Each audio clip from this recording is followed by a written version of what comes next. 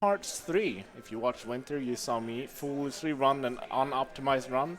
Now, it's been a while since the game has been, released, and these two guys have been working really hard lately, and they've cut it down to way better than I did, an hour faster, literally, running both on SSDs to, even out loading times and everything with new strats, new quick kills, and literally the whole run has been so optimized. You're all in for a huge treat tonight. Tonight, right? Tonight, this morning, whatever. Time zones. Yeah. Yeah. Okay. I guess you can quickly introduce yourselves before. Yeah, I'm Kayarune. I'm running this game since early February, so basically since it came out. And this is like the only game that I really run actively with one Final Fantasy game, FF13. So. Yeah. I'm Desa. I started a little bit later than Kaya because I played the game. I started playing the game like a month after that, and yeah. But, different to Kaya, I run like 5 billion games at once, so.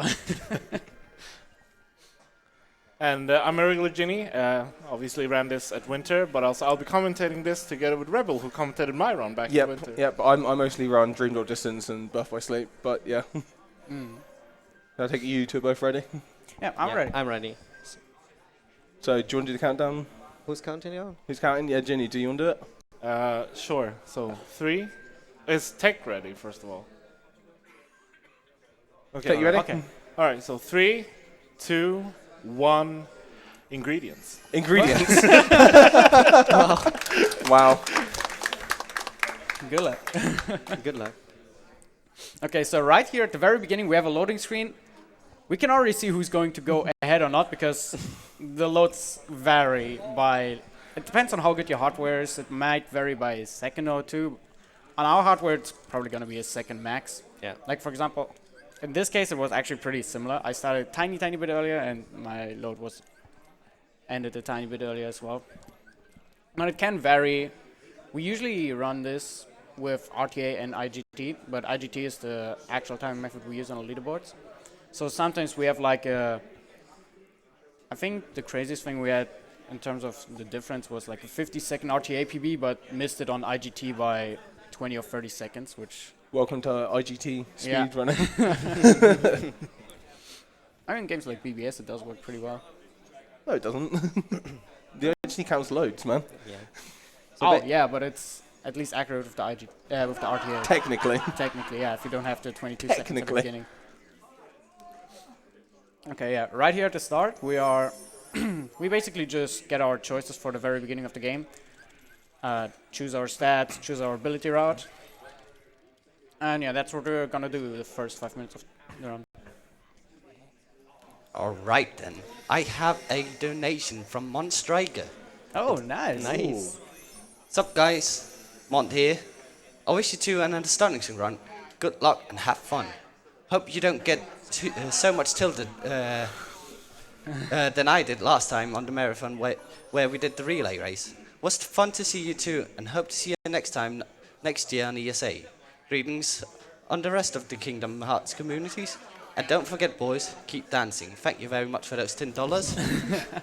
I'd also like to take this opportunity to give a shout out to our partner, the Yeti.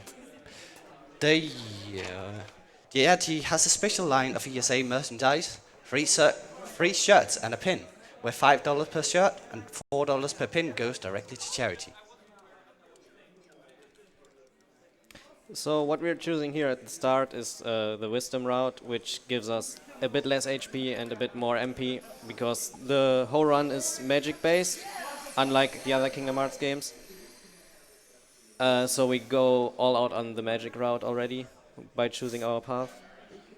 Yeah, shout outs to the fact that every menu option is yeses at the bottom in this game. Yeah. They're at the top in every other catch game. Whatever you want to be happening, it's always not the default option. Yeah. Or it's never the default option, so you always have to know when you can move your cursor. So yeah, if you're learning this, don't overmash. I've lost randomly a minute because I had to redo this whole section. Yeah, just yesterday when we did our practice run, I misclicked like once or twice. I typically play this a bit slower to just not have this happen.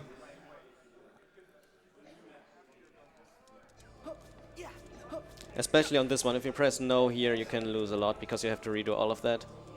Yeah, it's on the third one actually. On this one, you just have to choose it or talk with the picture again. But on the next choice, if you press no, you just have to choose everything again. But I think you can skip the pre-show of that at that point. So Probably. it's not like ridiculously bad, but it's still not good. But both didn't press no, so we're in it. Woo!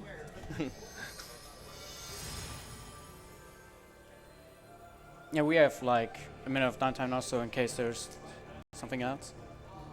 Well, I would like to take this opportunity to give a shout out to ViewSonic Elite.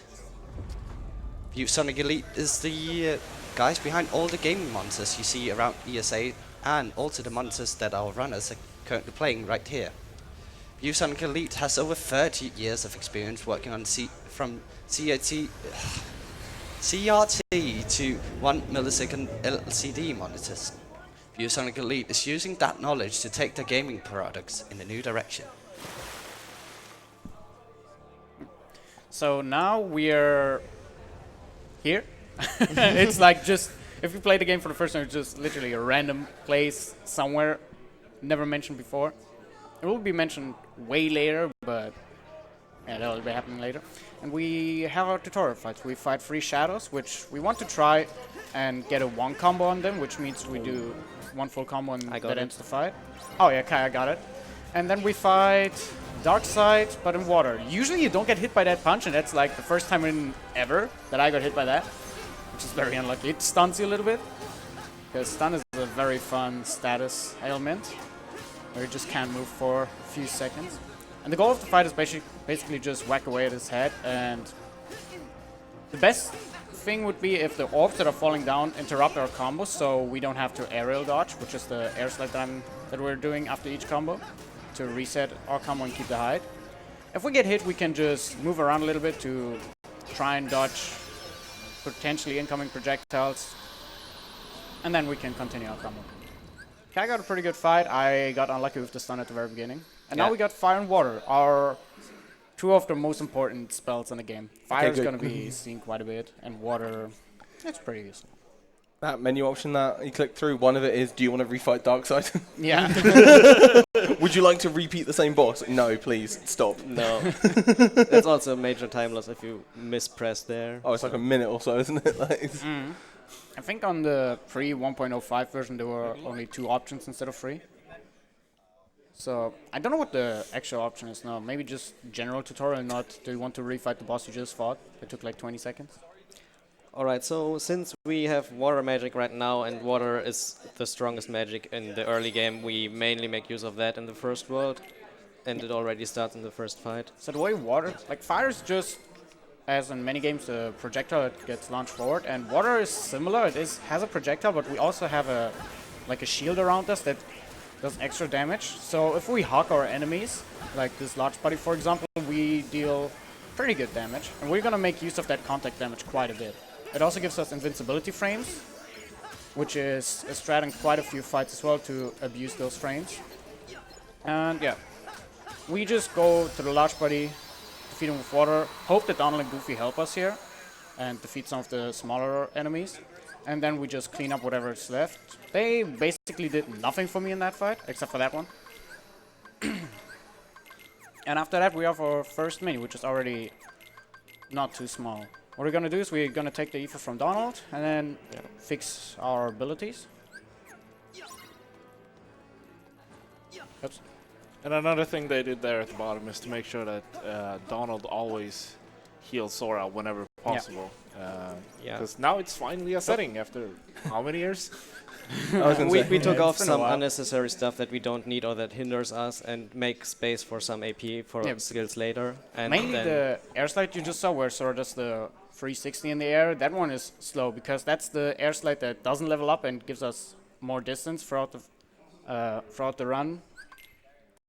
We get like several stacks on the air slide ability, so we travel further. And that one is just completely useless. So that's we like take the it off as battle quickly as possible. version. Yeah, it's only the battle version. Whenever you're in a battle, you're gonna have that one. I don't even know if it's useful in casual play. It's a little bit quicker on the start. Maybe that's helpful, but that's about it. This fight also makes only use of water because we fight against fire enemies, and they are obviously weak to water, on top of water being our strongest spell right now. Yeah. So what we're gonna do is basically just do either 3 hits and a water spell or 2 water spells from the get-go. And what we also can do, we can cast 2 waters in the air and then air slide to the next one to reset our combo, while also being close enough for the contact damage. Really good. Nice. Oh, wow, Donald's actually putting in work. That's not off. That doesn't happen every time. You also have to be a little bit worried about your MP because magic works with MP. And oh my, no! Oh no. The thing we have to care about the most in that fight is not getting out of MP early, because then those flame cores can get invulnerable and we cannot kill them. What you saw on my screen is that flame core, I think it takes like 4 or 5 hits in total for it to go into invulnerable in its invulnerable phase. We call that the DM, a desperation move, which is going to be a very important thing later on, but for now it's just a few small enemies that have that. And in this case, the flame cores just go invincible, fly around with a constant hitbox, so you don't really want to get hit by that. I purposely delayed the cutscene skip here because if you skip the cutscene too early, the camera just freaks out and you will be watching the building in the top right the entire time, which is very annoying. I had that more than enough, and yeah, I just got used to not skipping the cutscene quick. There are a few of these spots over the whole game, sadly, because the coding of that game is not the best, to say it like that. And I think I found like 90% of them just because it kept happening in the first few runs. I'm like, oh yeah, guess I can softlock you too. Trying to go too fast, man. Yep. Yeah. Every time. Imagine going fast in a speedrun. Exactly. Imagine going fast. What's also really cool about this game is the movement that we do over the whole run. So if you've never seen a run of this, the movement is insanely good to watch. Okay, so I think Nate has something for us. That I certainly do. I have a $50 donation from Soulstream456. Oh, nice. Hey, so It says, Kaya Bets Girl, good luck on the run, you two. Love. See you at Animagic, Kaya D. see you. Thank you for the donation, and thanks for the good luck. So yeah, we haven't really gone over the movement too much. It generally is a pretty similar moveset, at least at the base, to KH2, but we also have additions from other games, like from Dream Drop Distance, the Flow Motion, where we bounce off walls and do all the flashy movement. But we also have, now, we have air slides, which weren't a thing before, and at least not in the main games. They were, what was that? They were part of the side games, like Recoded or Days.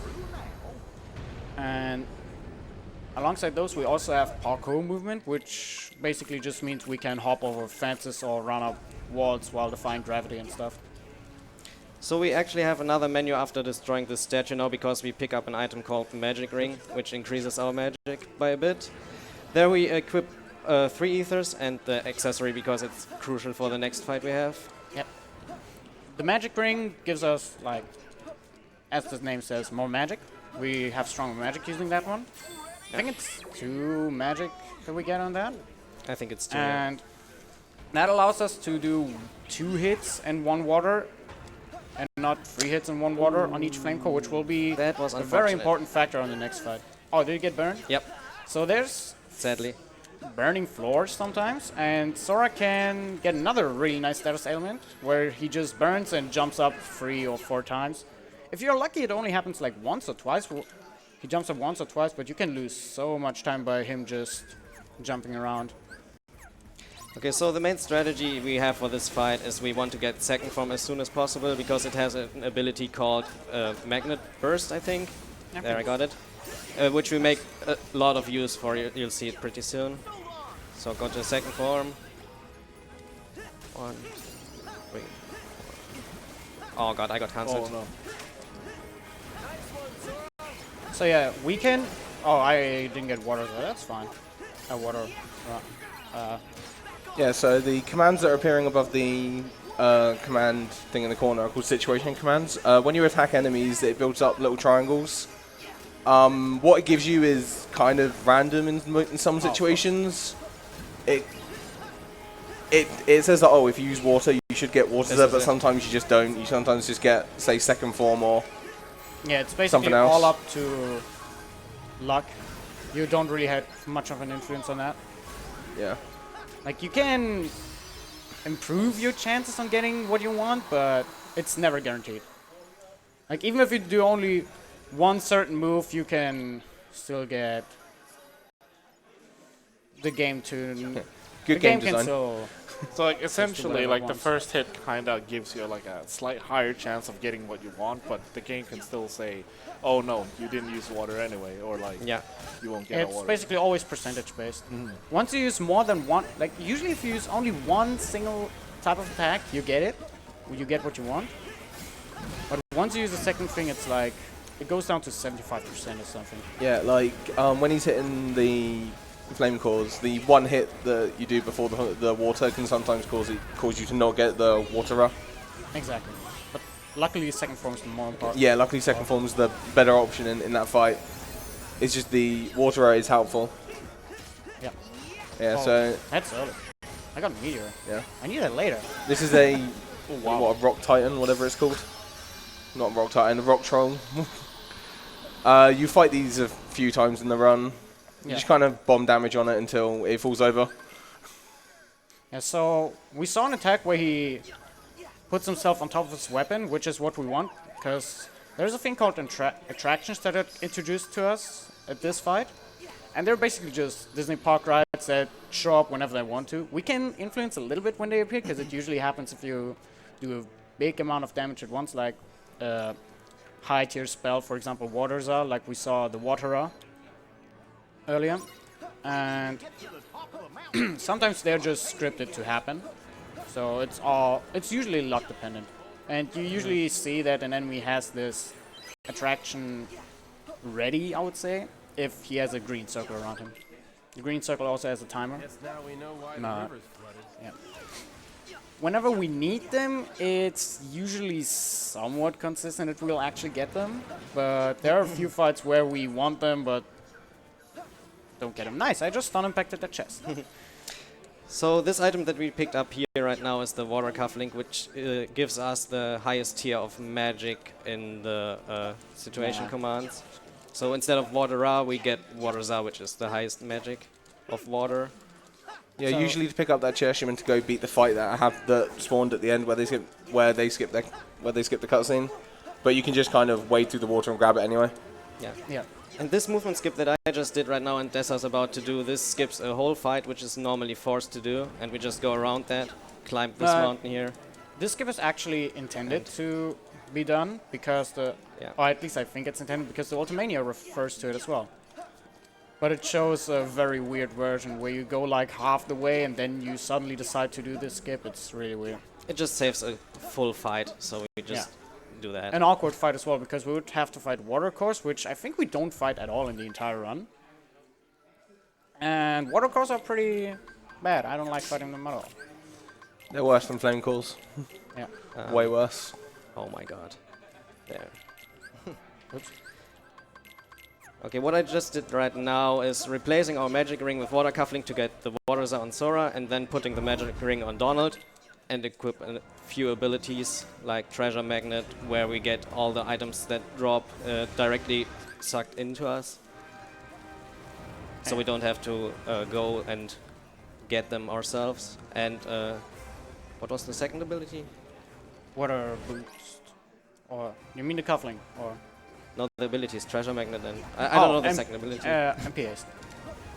I think Nettie has something for us again. That I do. I have a $5 donation from Labyrinth Tank. Willing to spoil myself in this game just to watch the race. Large amount of good lucksies to the races and have funsies. Also, to give you an update on the bit for this game, the cutscene watching at the end of this run. Let me do that better. The bit to watch the Let It Go cutscene at the end of this run. Currently, we are sitting at $195 out of 400. So if you want to get, if you want to watch that cutscene, get your donations in. So now we are about to fight the first of the 4 Titans we fight in the game, because we actually fight all 4 of them, which is the Rock Titan. There's a strat to skip defeating the legs, but that strat is weird. And I personally don't like doing that. Not only because I failed severely while trying to do it. Yeah, you basically platform up the Yeah. right side of his body, and then you start smacking the head, and essentially you hit the head blind because you can't lock onto it until the legs are dead. So you kind of platform up the side, hit just kind of hitting him, and then you kind of stand in the middle and spam water until you get the situation command for the train to appear. Oh, you have meteor. Yeah, I tried. Oh, This Meteor, can let's kill go. him. It sadly didn't. Sometimes this kills him. If it doesn't, I have to use the I got coaster. flare force that could have done Damn, the you same got thing. flare force. Could Yeah. have done the same thing, actually. It does like 1 bar. Yeah, due to that meteor, I catched up now. I had really So, bad phases on the legs. There's so- stuff. I'm gonna go over situation commands a bit more because we kept talking about them but never really explained what they are. There are Keyblade Transformations, which basically just improve the Keyblade we're having by transforming it into the wand or giving us different abilities for combat. Then there are Grand Magic, which is basically just there are 4 tiers of magic.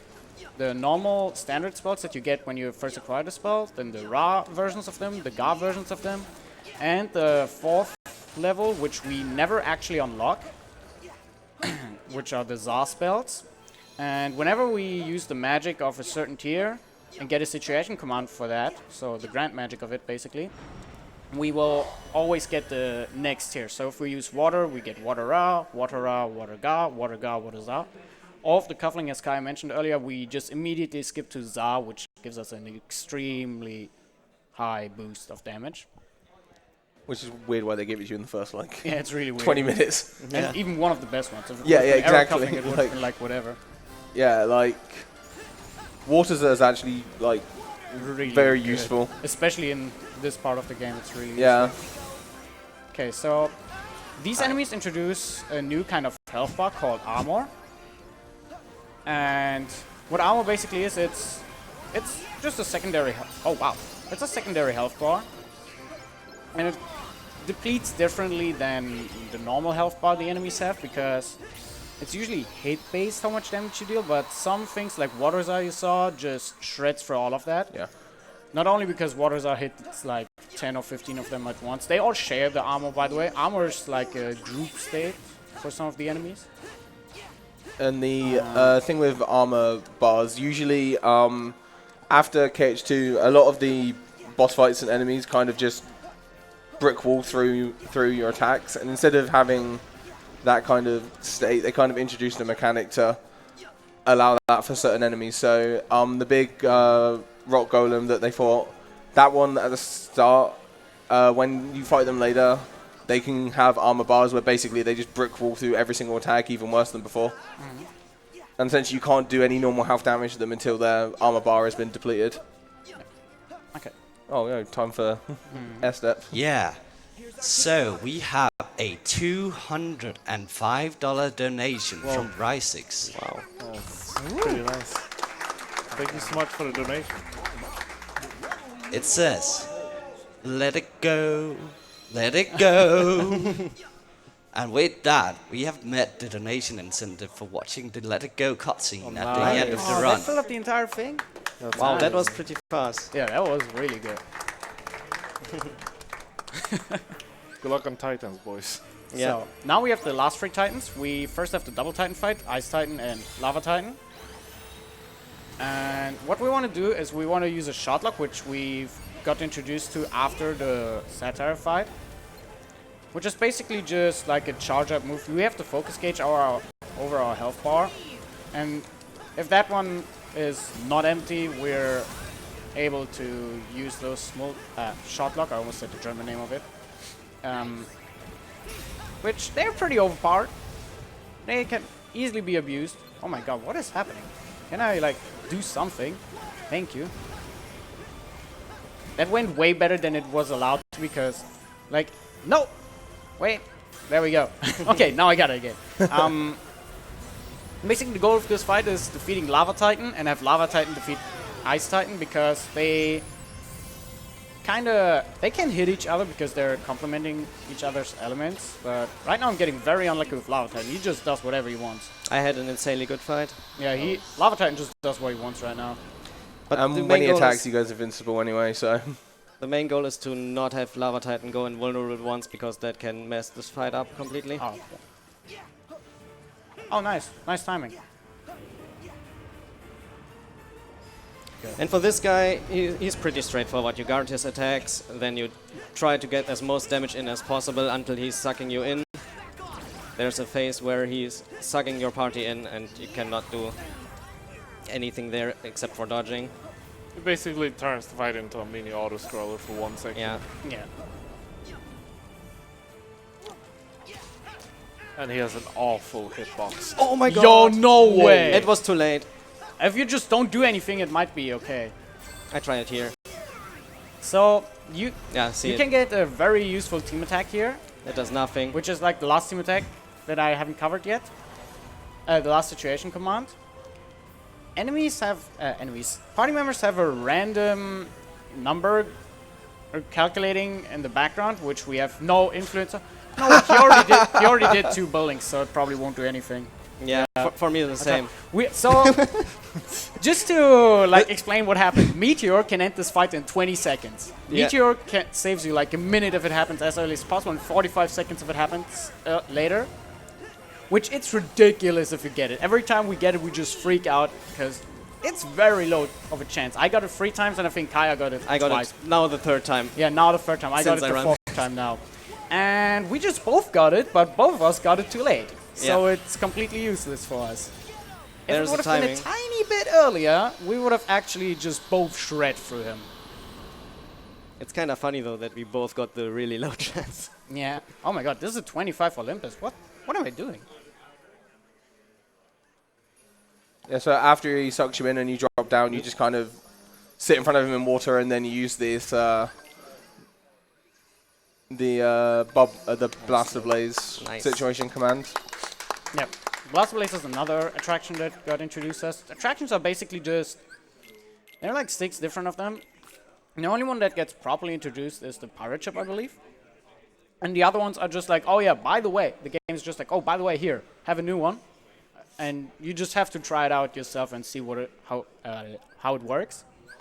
Most of the time, it will do decent damage, but for the speedrun at least, they're pretty slow. So the next fight that's upcoming now is a pretty simple fight in which we play Rico instead of Sora. And he does way more damage than Sora does, so it goes by pretty fast. We want to guard him at the start, get 2 situation commands, Tandaza and Double Duel. And then it will be done pretty quickly. I got both. This fight used to be pretty terrible, but now it's pretty scripted. Oh, Mickey put in work. Quite a bit, actually. That's like everything you have to do here. That was clean. You want Mickey to help you a little bit with that, because if you fight yourself, it takes like... all by yourself, it takes like, I would say, 6 or 7 extra seconds.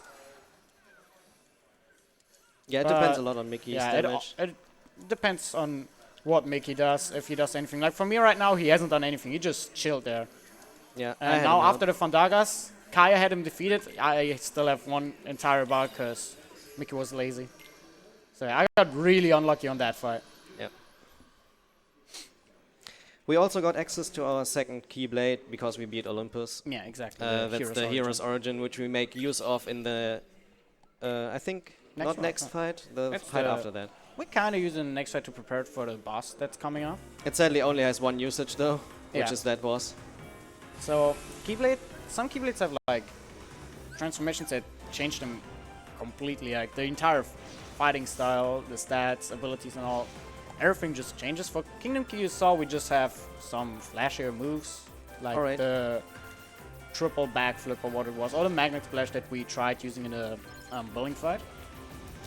And stuff like Counter Shield, which is Hero's Origin, Keyblade Transformation, or Mirage stuff, something we'll get later. They are just like completely different. It's not even swords anymore. They drastically changed the way you fight in this game a lot. Yeah. You can also read a few donations now in AD, so it's like a minute of downtime. I would like to take this opportunity to give a quick shout out to our sponsor Twitch. Thank you very much for sponsoring the ESA Summer 19 and the continuous support of speedrunning events. So, on this gummy mission, we collect a lot of money because gummy missions have money floating around for some reason. It's just floating around in space. Gummy missions in this game give you a lot of money. Yeah, They're very useful. Like they aren't just like the classic auto scrollers that they once were that didn't do anything. Yeah. Yeah. And in this case, you can also collect prizes. If you shoot the meteors, you usually don't go out of your way to shoot the meteors, but whatever's on your path, you try to shoot it. They can give you synthing materials that we try to collect. Like, we don't need them, but if we get them, we can skip chests. I think both of us didn't get it. I didn't get one. No. Just to upgrade our Keyblade later on. Alright, so this is the second world in which we make another use of the pirate ship in the first fight. So we try to get rid of the first wave with water magic, then... Although it happened like 4 times yesterday, and I was like, okay, you're gonna wait. I didn't wait. Yeah, because it's the bottom option, not the top option. But yeah, we'll just kill these guys with water magic. After that, I'll farm the transformation for Hero's Origin and then do the pirate ship. So yeah, as we talked about it earlier, if you use more than one certain attack with, while building up the situation commands, it immediately gets inconsistent. So right here, Kaya used some waters after his water dust, so it was not guaranteed for him to get the counter shield transformation, but he did get it, so everything's fine. Yeah, and now I just try to kill everything with the pirate ship. In the best case, everything dies to that. So yeah, as you saw, the main goal of the fight is try to not get slapped by the nobodies here. And while doing that, you want to build up water as quickly as possible to defeat some of the enemies. Then you want to do the air step, which we haven't explained earlier, but we will explain it after the boss fight, to activate some flow motion abilities that just allow us to do a massive amount of hits, which the situation command bar usually fills up the more hits you do. And with that flow motion attack, we do like up to 15, 16 hits at once, so it only takes 2 of them to build up the bar. Okay, so this is the fight where we actually make use of counter shield, and it's pretty strong. Oops. So I just try to guard with it twice, and then execute the reprisal now. And look at the damage this does. This is just insane. Thank you, Donald. So yeah, I made a little mistake. I was supposed to use the finisher, but I didn't watch my gauge at all, so... Yeah. That wasn't the thing. This was a pretty clean fight, and that's the sadly only usage of the counter shield Keyblade Transformation. In this category, at least. In this category, yeah. There we go, nice. I got second form as well. So there's a little... I wouldn't say glitch, it's more of an exploit, because it does work as intended. Oh, oops. If you... So the Raffle Flurry, which is the second charge of the counter shield reprisal, it does full... I did a little bit too early, but it does full damage.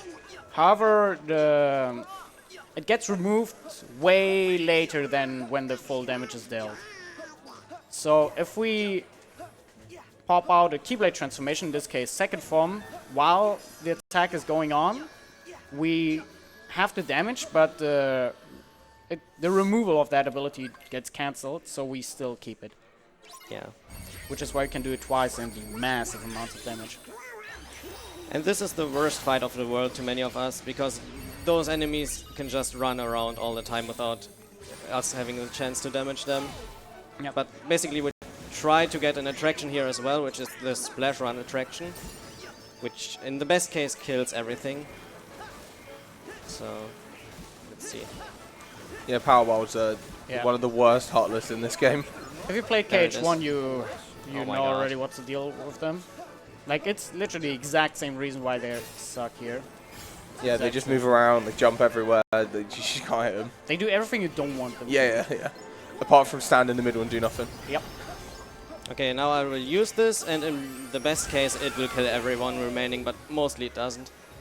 Yeah. Yeah, it didn't.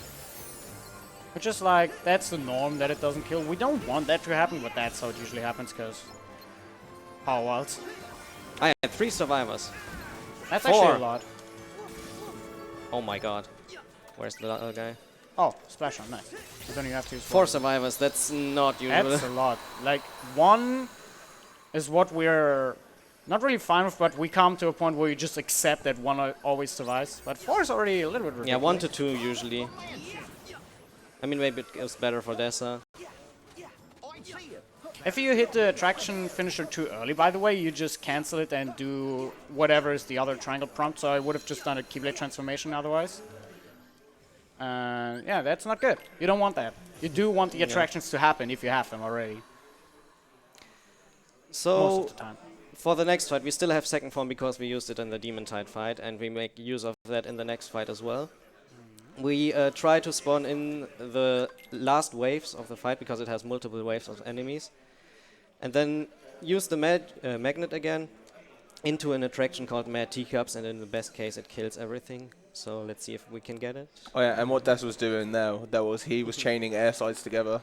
What is it, like a 3-frame window or something? That is between. It's something strange, but essentially when you start your air slides up a slope, if you time it right, you can chain them together as far as you like time it correctly.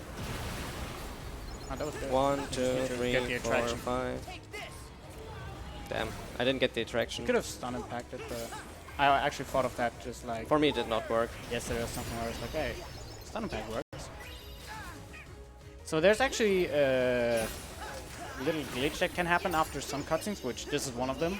If you hold a direction after skipping the cutscene, the game can just freak out and send you wherever it wants to right now. I don't know what exactly is the cause of that, but it's really not good. And this is good. For me, it was not the intended way to do that fight, so... So yeah, we have the Magnet Splash to gather all the enemies, and we cancel Magnet Splash with Mad Teacups. What we want to happen is the fight can end right here. In this case, I got very unlucky and had like 3 survivors. But it's fine, I'm just gonna take them out normally. Yeah. And something we didn't really explain, but we've been doing for like, I think 12 or 13 minutes, is air stepping. So apart from shot locking, which is where the little marker on the screen appears, we can also air step, which doesn't use up any of the gauge on the top right. Like, it looks like it uses it up, but if you air step instead of shot lock, you don't actually lose it, you just get it back immediately. Oh nice, I got Flare Force, that's gonna be terrible. God. Okay, it worked. And yeah, so air stepping basically allows us to move like crazy sometimes if there are targets that we can hit with it, because it basically allows us to, for example, in the forest you saw there are a lot of branches in the way, and almost every single one can be targeted with an air step, so we just zip around and grab on it immediately. It's used quite a few times to have fast movement. What is happening? What? Sick parkour. It's fine, it's fine, Sick it's fine. parkour, it's fine. Blind parkour. Yeah. Yeah. And now we have to collect some ingredients, which luckily that's the only part where we actually have to deal with ingredients in this category. And yeah, we Yeah, just the run around town. There are It's a like minigame, 15 yeah. spots, I think, where you can actually grab them. We have a route with all the 9 we need, while also grabbing one of the fluorides for something later. And after that, we get our main Keyblade for the next 2 worlds, which is Shooting Star, so we replace Hero's Origin with that to have it equipped. Because Shooting Star is a magic-based Keyblade, and as we explained earlier, magic is like our go-to method to do stuff in this run. Yeah, there's a 37 Twilight Time. What am I even doing? Don't look at the timer. Stop. Yeah. I know what you're like. I've seen you run many games. Yeah. Alright. So this gummy mission is a bit different from the first Oh, wait, because no, we no, no. actually make a picture of a constellation here for a Moogle gummy ship, which is our main gummy ship until we get the fastest one we can get.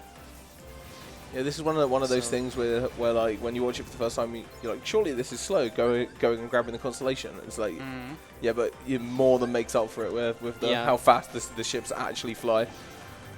The Moogle ship is like double the speed of this one I have right now. At least according to numbers. We have 39 speed, Moogle has 80, like, what does that mean? Yeah. It's just arbitrary numbers. And Kyle went, he entered a fight. Oh my god. A gummy ship fight. Instead of having the entire thing as auto-scrollers, there are kind of like enemy ships that that spawn, and you can enter them and then just exit them. And if you enter them with 0 boost, then exit, it just gives you straight all your boost back. Yeah. Okay, so what I'm trying now is here's a boss fight usually, and many of you might have seen it already, but we can skip this with a frame perfect trick. Yeah. And So if you, it's inconsistent for us because we match, but let's just see. So what you can do here is if you U-turn or use the camera on the I got it first try. Yeah, That's nice. really good. Oh, wow. The is first frame really of the good. fight has the game not registered you being in the fight yet, so you're not in the fight. Yeah, it's really weird. And- Like the game is basically like the first frame is where you can break it, but once the first frame passes, it works. But however, if you do something wrong in the first frame, it's We basically abuse the first frame of the fight where we're not in the fight yet for the game with an animation for either the camera or the U-turn to just glitch us out of the fight. of course. For Desa it didn't work first try now, It and can be an infinite amount of times. Like this is one of the run killers, basically. It can lose a Yeah, lot but of luckily time. you can just leave Nice. and that's good as you well. can just leave and enter. Oh yeah, and Desa actually uses a alternative controller layout specifically to do that. The camera is Got like actually one with trick. the touchpad and the U-turn with L3. But because L3 is an awkward button to mash, I switch it to triangle because triangle is not really used.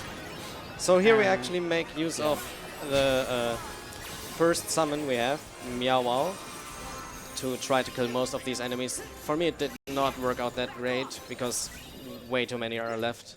Usually you want to have only like 1 to 2 survivors. But you basically try to kill the first wave, go Meow Wow, then use the teacups to finish everything off, in the best case. The problem if you go for the arrow guns, which Kaya did at the very beginning, is that it makes the fight... What the... Wait, no, why did I cancel it? Okay, wait. It's fine, it's fine. I'm just gonna get another one.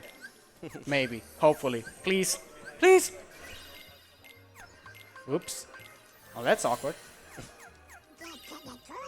So, I just messed up terribly. But it's fine.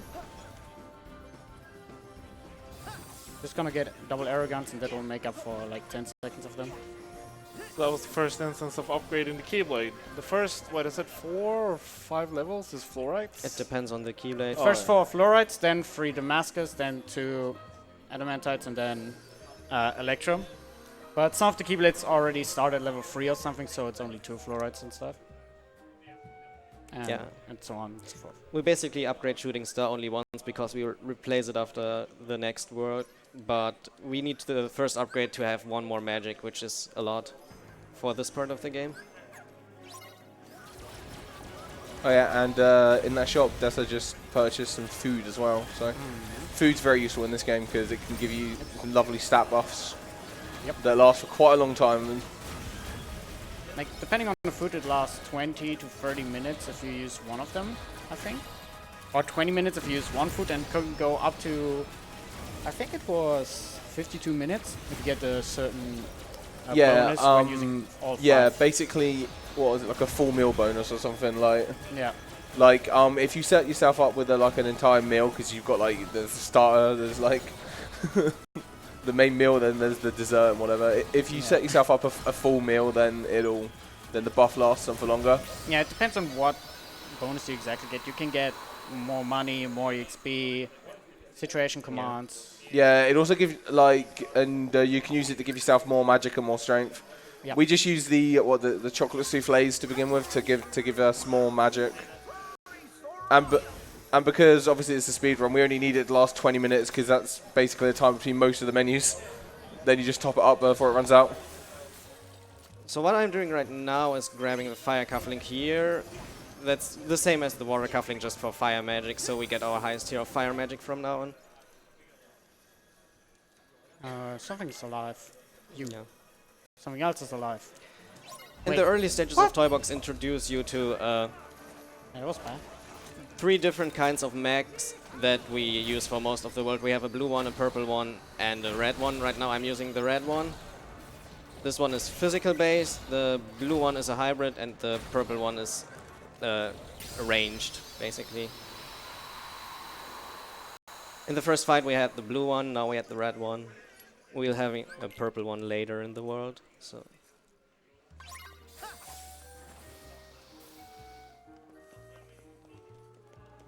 And yeah, we generally use the blue ones because...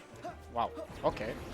Because their special attack is really good, and it has a lot of damage that it can deal. The cooldown is low. And it has a pretty big range of hit, a pretty big AoE range. While the red guy you see is just a tackle, and it's literally useful for this one fight because it's the only mech we have available here. Oh my god, this was really close. And the purple one is going to be used as well later. We tried to skip getting knocked back by the vent there, so I barely got it. Usually we have a bit more time. If you're too slow at that movement, you get pushed back a lot.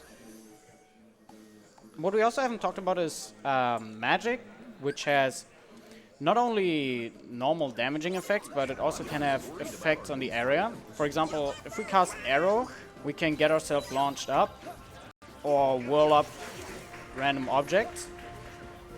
And with Blizzard, which you will see a lot, like Kaya does it right now, you can create a trail which Sora can slide on, and that gives us quite a big boost in speed. Oh, that's the wrong target. Also, I've had the double arrogance transformation, which gives us access to an ability called double flight, which we normally don't have at this point. It's basically a double jump, so I could skip going around on the record player and just double jump on that. Yeah.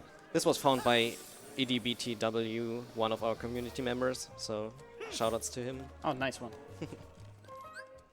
So Nice casting skip. It doesn't really matter. Yeah, I made up for his claim. Yeah, exactly. I was like, I can't let him have that. So that, what Kaya's doing right now is he walks to the dollhouse to activate a boss fight, but the dollhouse runs on a timer, so it doesn't just immediately allow you to talk with it. You have to wait a little bit. What I actually wanted to do is keep double arrow guns so it runs out after this, but I switched for no reason. Come on. Yeah, thank you. It's basically, since we have the fire cufflink now, this one is fire spam. Yeah, because in this game, fire is legitimately one of the best spells for damage dealing. Fire is just way too strong on single targets. Yeah, and especially with like the game giving you the fire cufflink like this early, you get that Horizon, the max level fire. So the strat that I'm about to do is something very different than what Ginny did in February, because we have a double arrow guns Keyblade Transformation for this fight. Because this boss is hit based and not damage based, and these let us put the most hits into him. So I hope I don't screw it up, because it's very, very hard to do. So we just use the auto lock on here to do very, very many hits. Then go up to him.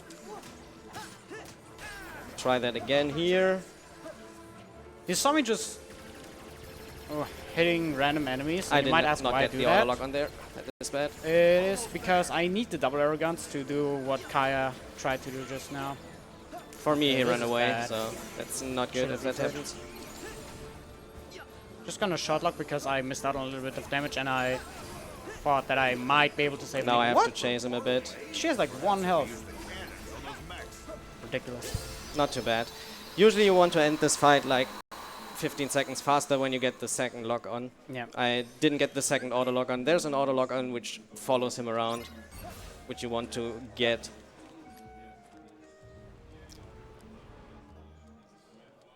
But maybe Dessa gets it now. Maybe I get it. We'll see. It also depends a little bit on what really the hard. enemies do, because they can either knock you away, or the mechs can go in the way of the shooting line. Or if you're very unlucky like Kaya just now, the auto target on the second phase just won't work, because it's pretty precise, the position you have to hit with the auto target. And, okay. Yeah, I'm gonna try and get it now. Oh, I got it, but I locked out of it. Oh, whoa! I got it, at the very end. Wait. Could work. Alright, and this minigame is the There we hardest go. in the run. That worked. So let's see if I can do it fast. Firm rigs. If you've got something to quickly talk about from the donation side, then go ahead quickly. Right, I have a $10 donation from Scooter. It has no comment, but Got it. it goes towards the bit war for Nintendogs. And it wants to name the dog Bleeple.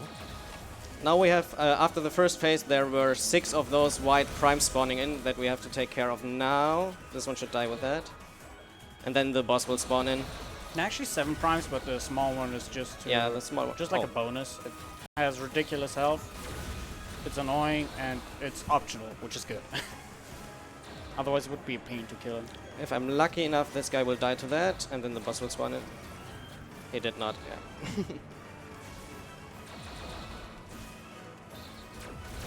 Okay. So I'm gonna do the second phase a little bit different than Kaya. It's like there are 2 versions of how to do it. I do a version where I predict the max movement. This is mean. He was supposed to come down. Okay. Now he's stuck. Awesome. 1 minute 12 is not bad, which I got. We usually aim for a time lower than 1 minute 10. You can get times below Oh 1 my minute god, I as well. missed it. Okay, okay. I think the Back best up. time is at 54 seconds so far. No, I think I got like 52 before in a run. In a run. Really? Outside of runs, I've gotten sub 50s before with the new strat. But that was obviously practice, so if there's no timer, it goes well. Yeah. Exactly. This is a really, really hard minigame. This is the hardest minigame in the run. So I did mess up a little bit because I usually, when the white mech comes that close to the edge, he also jumps down, but in that case he didn't want to. Didn't feel like it. So I got, oh my god. So I got very unlucky on that. 110 is acceptable. yeah, I had a 112. Oh, okay. Yes. 2 seconds. But yeah, as Kaya said, you can easily get a sub 1 minute time now. It's It used to be very random. Yeah. Yet at the very beginning it was very random because we didn't understand how the fight works. But you actually have to kill 25 frames God. at 25 mechs in the first phase, while killing a few spawns new mechs, or killing a certain number spawns other mechs at specific spots. And then you have to kill 6 primes, which are spawning in sets of 3, and then the gold mech. so this section where I am in right now is the Kids Corral, in that we have fights with each mech against other mechs. Actually, don't use the red one. Too. Not the red one? Oh, No. true. So we only use blue and purple. So. Okay. And then we build up those blocks to make the only Final Fantasy character in this game apart from the Moogle. Shoutouts Donald talking about the gradients. I think with the newest patch they did reduce the amount of times he says that. But I it's think so, still yeah. more than 1, so it's too much. Once is too much. I don't know what you're talking about. For this section we have a neat strat with Meow, so I'll just do it and show I think it off. Grizzle found that. He was like, wait, does it work? So we just go out of the mech here, dash forward, use Meow, jump, finisher, and this will take care of most of those cameras.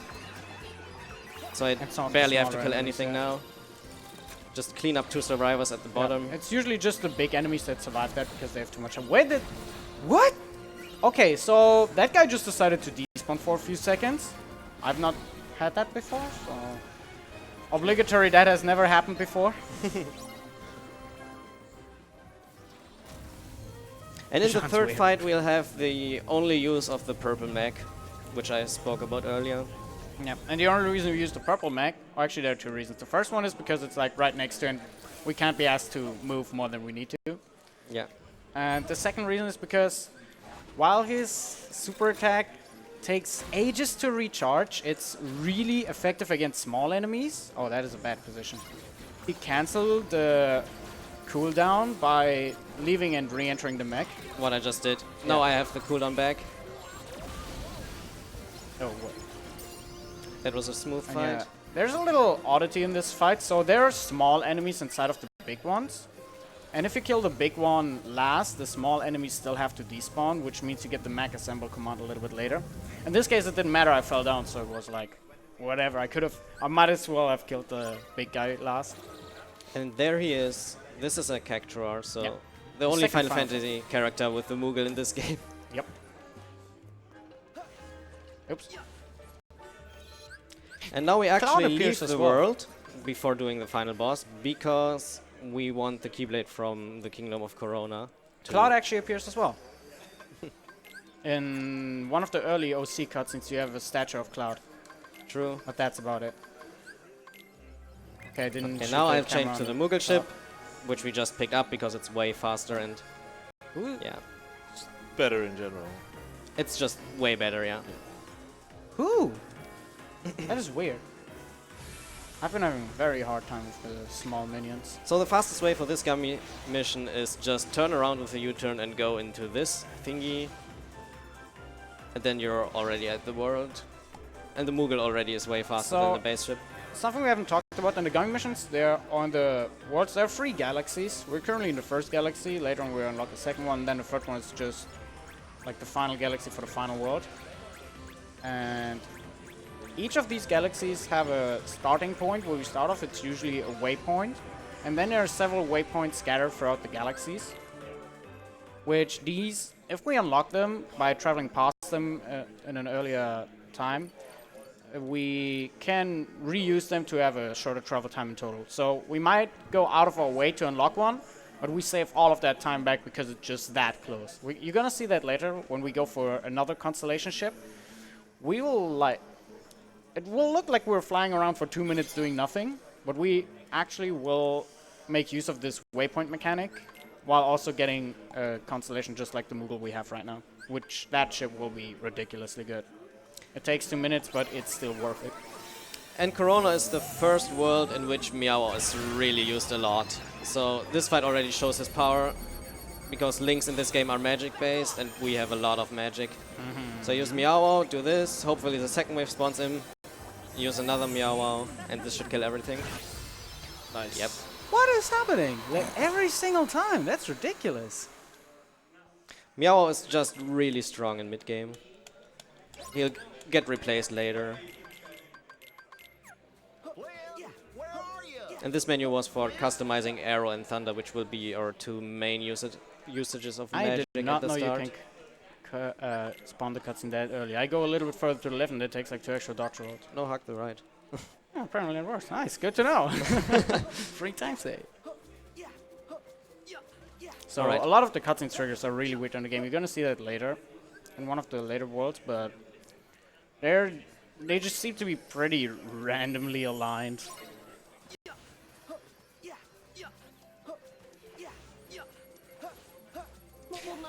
You actually don't want a full shot lock because how shot locks work usually is you have one partial shot lock, then a full shot lock, and I think 3 Keyblades, which Shooting Star is one of them, have a third transformation. If you have the full shot lock on multiple targets and not on a single target. But we specifically wanted the partial shot lock here.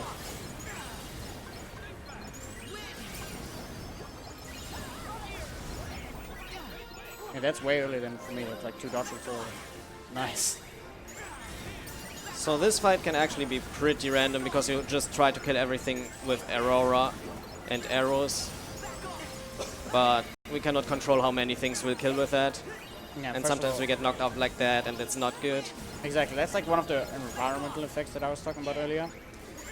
Arrow, in this case, has a chance of, or not a chance, but once it hits something, it will immediately knock us up if we're in range of it, which gives us flow motion. We can abuse that for movement, but more than not, it's a nuisance that we don't Yeah. want to happen. This fight is the worst fight in that world, basically. It is pretty bad, yeah.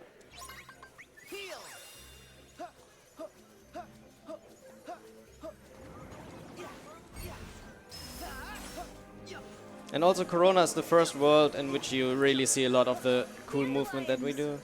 I think I just had a glitch because Rapunzel said, look, they made a tower, and that guy had armor, but he didn't have any of the seats below him. Okay. He just armored himself. Do we have the And as you see, Aurora takes up a wide space of this area, which helps quite a bit.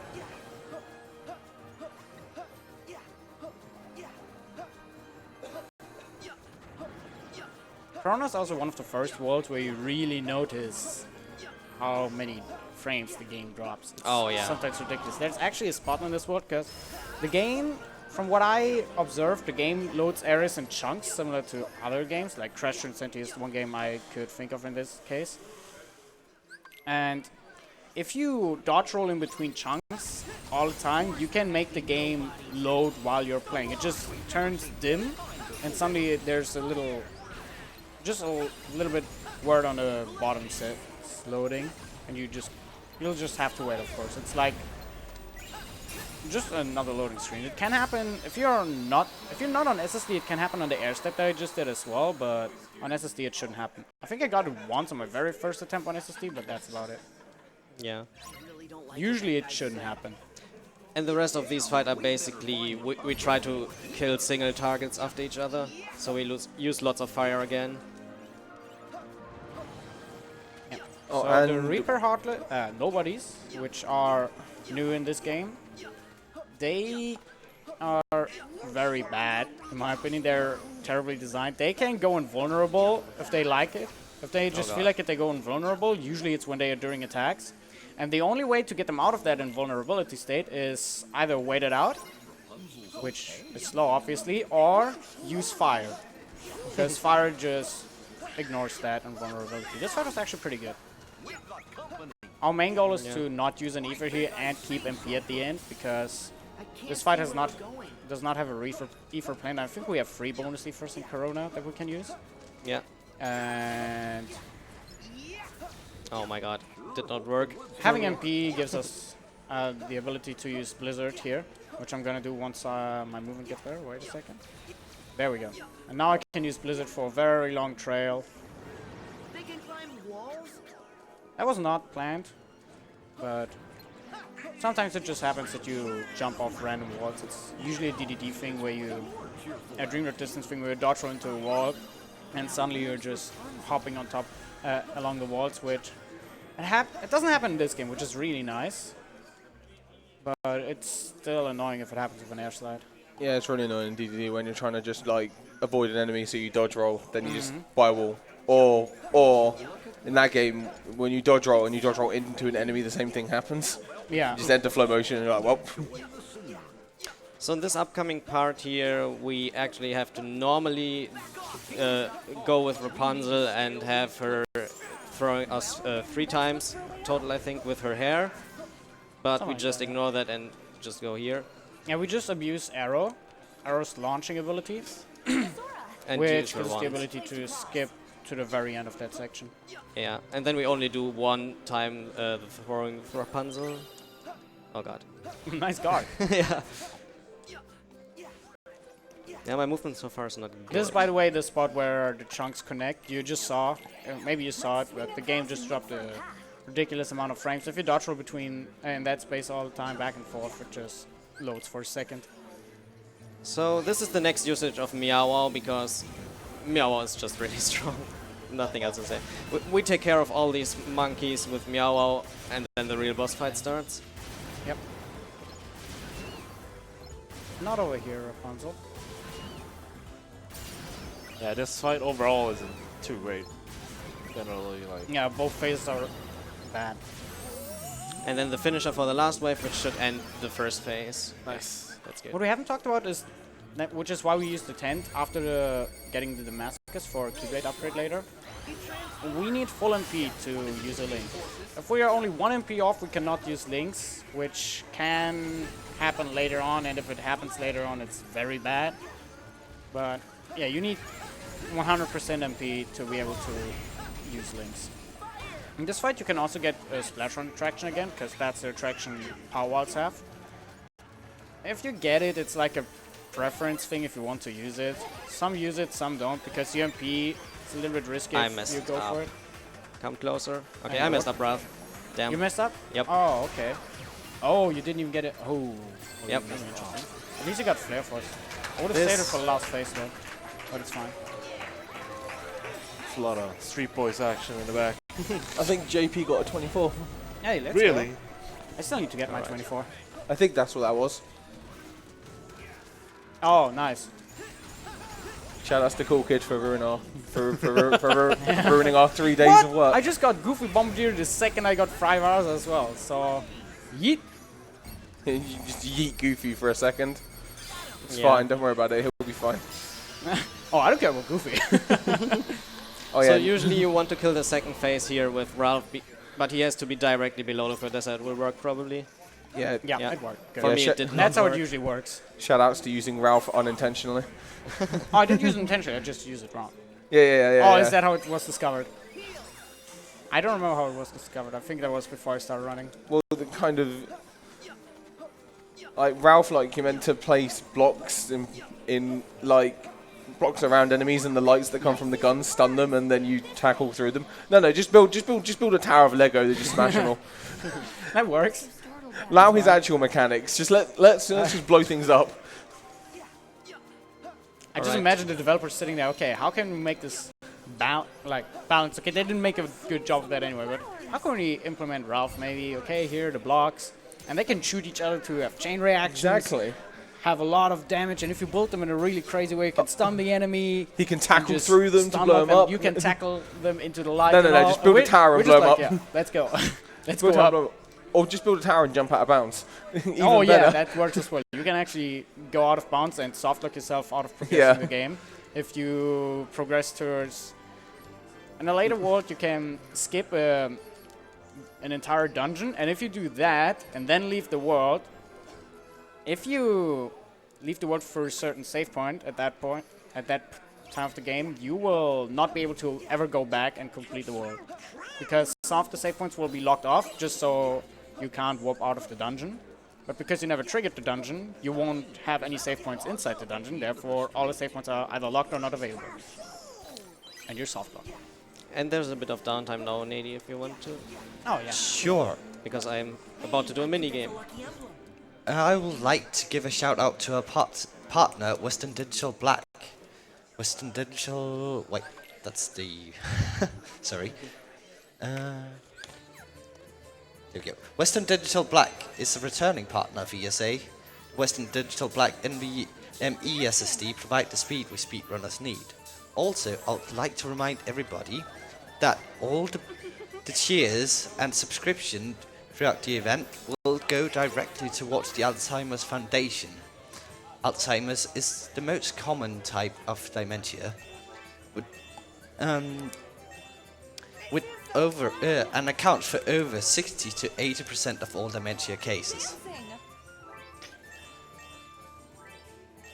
So this is a rhythm minigame, as you can see. We can either spin or step with the townsfolk and then clap along with them. And there's actually, like, there are strats for this thing. Yeah. We know where we go, we know how many claps we do, we know how many people we dance with, and we know exactly when we can get this sun wheel. So, yeah, this minigame is stratted out. We have it all figured out how we want to do it, even though it does seem kind of random if you do it for the first time. And Oh my god. there are like two things in this game. So first, it's just like a personal thing that bugs me. It's not timed with the music. It's terrible. Like, they could have gotten some Osu beat map creator, whatever, to make it better than what it is right now. It's ridiculous. I get a bit unlucky now. Okay, now, thank you. And yeah, if you misclick, like red is circle, X, blue is X, as the action you want to perform with the people. And if you misclick, you just spin around a little bit, do nothing, and lose time. And yeah, we don't want that. So I've actually lost my chain now because I did too many mispresses. You can actually just mash. It sounds terrible, but it works. It makes no difference. Yeah. And it's nice to do this game because it's force anyways and we get a magic boost out of this, which is nice. There's actually a very bad RNG part of the game, of this mini game, which I got pretty unlucky. But if you use the finish in the middle while they're all dancing around in a circle, you can either get the clap animation immediately, or like in my case, they just take their time and just wait, which is just general time waste. Currently we have no idea of how to control it, I believe. I think no one's figured it out yet. And this is another fight where we want to make use of attractions. If we're lucky, we can end the fight really quickly with that attraction. If it was early, but whatever. So I want to defeat 3 of these Dusks. And once... Okay, nice dodge. Juke them. Once 3 of them get defeated, there's going to be a second wave spawning, and then we wait a bit and use the finish. Every Dusk will be defeated. But if we're lucky, which I did actually get, that's pretty cool, these Reapers will spawn in with half health, because the magic carousel has 2 hitboxes. And if the first one kills all the Dust, the second one will hit the Reapers, and that speeds up the fight. Like you saw, I was quite a bit behind, and just because that magic carousel worked, I just caught up. Yeah, and not only that, I had like 20 fires missing. Oh, that... Yeah, so the Reapers also have a spinning attack. Fire always hits them, so invulnerability is not a thing for them in that case, but if they spin around, they just juke all your fires, and you can... It's intended to use 2 Ethers. It's fine if you use 3 Ethers, but we don't have more than 3 Ethers, so if you get really unlucky, you're out of MP and have to improvise. You would think that maybe something like Flare Force could also break invincibility, but I think the only thing that can do it is fire and shot locks. And I think actually double arrow guns, but I'm not sure about that. Yeah, it can also do that. Yeah, it just takes long with double arrow guns. Like, the problem with fire, aside from being very strong, especially in the run, and the way we set up our equipment and stuff, is that it's a traveling magic. So sometimes it can just straight up miss target, and that will obviously make you lose time in the end. Yeah, so this entire section, we're backtracking to the tower that we ran into at the start of this world. Oh, nice frame drop. Basically backtracking all the way to the tower. There's a quick force fight there, followed up by a boss fight. Both of them are very quick, both the boss fight and... Yeah, just don't skip the cutscene too early. Yeah, so this is like the first instance where you can actually soft lock the game. Before that, you can just make it very inconvenient, like the thing in Olympus Coliseum I talked about with the camera. It's just very inconvenient, but you can still do the fight. If I skip the cutscene too early here, I'll spawn out of bounds, and most likely the enemies will not spawn either, because I was able to skip the cutscene before the camera panned in on this area. Wow. And because the camera isn't far enough yet, Sor will spawn outside of the barrier. You can walk into the barrier sometimes. Not every time, that's like inconsistent as well. Wait, so you spawned inside the cave? Yeah, that happened to me once. Yeah, too. and at the start of that force fight, the reason why they use the jump with the Meow Wow first is because the 2 cotton ball things have armor bars, and their armor bar gets depleted fully by arrow. So they deplete it, then they just finish it. Yeah, yeah. Exactly. This strat is really cool. I love this strat. There. Oh my god, those blocks are ridiculous. So, this strat works with almost any blocks, but I got the most damaging ones twice. So, yeah. There we There we go. go. That's ridiculous. Oh my god. Oh no. So, if This you is get unlucky. really unlucky, or if you mess up, but in this case he got unlucky, Grim is Guardians really can unlucky. survive that. This works on level 1 as well, so it usually, you might think it shouldn't be a Oh my problem, but God. it can be very obnoxious to build those blocks. I'm not If she close survives enough. with 2 bars, it's... She might DM. Yeah, I think she... Actually, I think she's summoning doves. Yeah, might get... Oh, Faraza! Let's Oh go! my god. Shoot it! Shoot it! Hey, let's go! Wow. Phew, no This DM. was the most amount of health she had in a while. Good backup. It worked. At least It she can did fail DM. sometimes when the explosions don't hit her. So, yeah, as I said, on level 1 this works as well, so usually it's either... It's a little bit luck dependent on which blocks you get and how the Guardianess moves. But most of it is influenced by ourselves. On beginner it shouldn't, in quotation marks, shouldn't be a problem to kill her. Yeah, unless explosions And- don't hit, like yeah. for me. Kaya got really lucky now. Unlucky. Guardianess was lucky in terms of like, Oh, the DM, okay. her health was so high that 2 shot blocks don't kill her, which usually means she will DM and that wastes a lot of time, but she didn't want to make it worse, I guess. Yeah, the problem is when explosions don't hit her, you lose your chain and then she survives. You want to chain the blocks together that all of them hit her. So, Keyblades can have abilities as well, and in this case, on the 3rd upgrade that we do, we get a Rosa, so it's the same effect as the cuffling. We will, from now on, we always get a Rosa if we get the Arrow Grand Magic. And a Roja. What the? Did you see that thing on the Moogle? No. The red ball just wobbled around like crazy. Okay. I've missed it. That's so crazy. You're right. Okay. King of Toys. We use a shot lock and 7 thunders if he doesn't hit you. You can use 8 if you're scared about your damage, but the problem is once he lands, he will toss around all the buildings. If the building is in your way, you cannot shot lock him because the targeting will not be available. And we use a refocuser to fill up our focus gauge, which is like the only... Oh, yeah, there we go. That cylindric thing just blocked me. No! Okay, I have to improvise now. So, if you don't do a full shot lock, you lose out on massive damage. So, yeah. That is... Oh, what? Oh, you can... Yeah, I've never had that bad of a fight, so... Nice. Oh, and she doesn't take damage there. Awesome. So I just messed up severely. Oh, we don't have fire cuffing, so not for nice us. camera right there. Yeah. Fun fact, if you use a Rosa in this fight, your PS4 blows up. Yeah. You will drop frames. For me, it went good, so I caught up some time again. To be fair, it's not as bad as the using water with the counter shield and Well, yeah, Demon water with Tide. counter shield just crashes the game. It doesn't even it doesn't even try to cope with that. It's just like, no, stop, please. Alright, and now we have like 3 minutes of downtime again. Yeah. Roughly. Because we get another constellation, which is a lot away for our final gummy ship. Yeah. So from the boss until we enter the next world, it's like 3:37 or something. All right.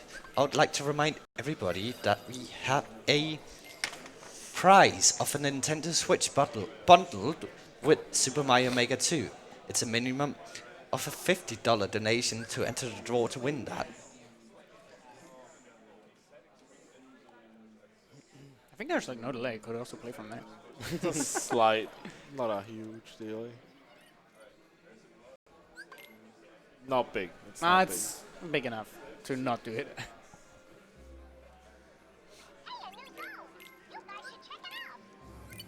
So yeah, this is what I was talking about earlier. We will unlock one waypoint and the next constellation, which will be our final gummy ship. It will seem like we're just flying around the wrong way because Monstropolis is all the way on the other side. Like you see there a green marker. It's right there. Over there. But we go the complete opposite way.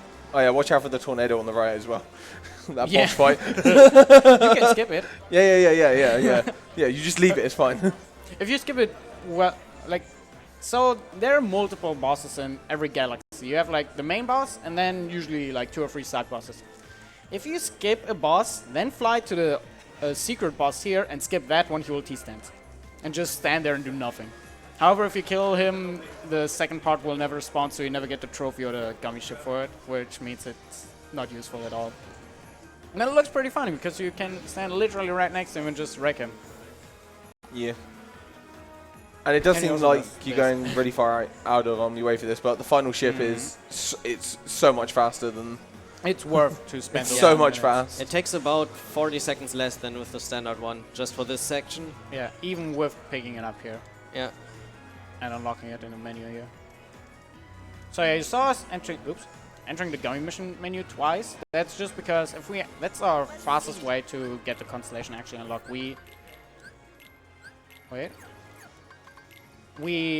take the picture, then it says, oh yeah, by the way, you just pictured and took a picture of Endymion, but we still have to go into the gummy missions menu to actually unlock it.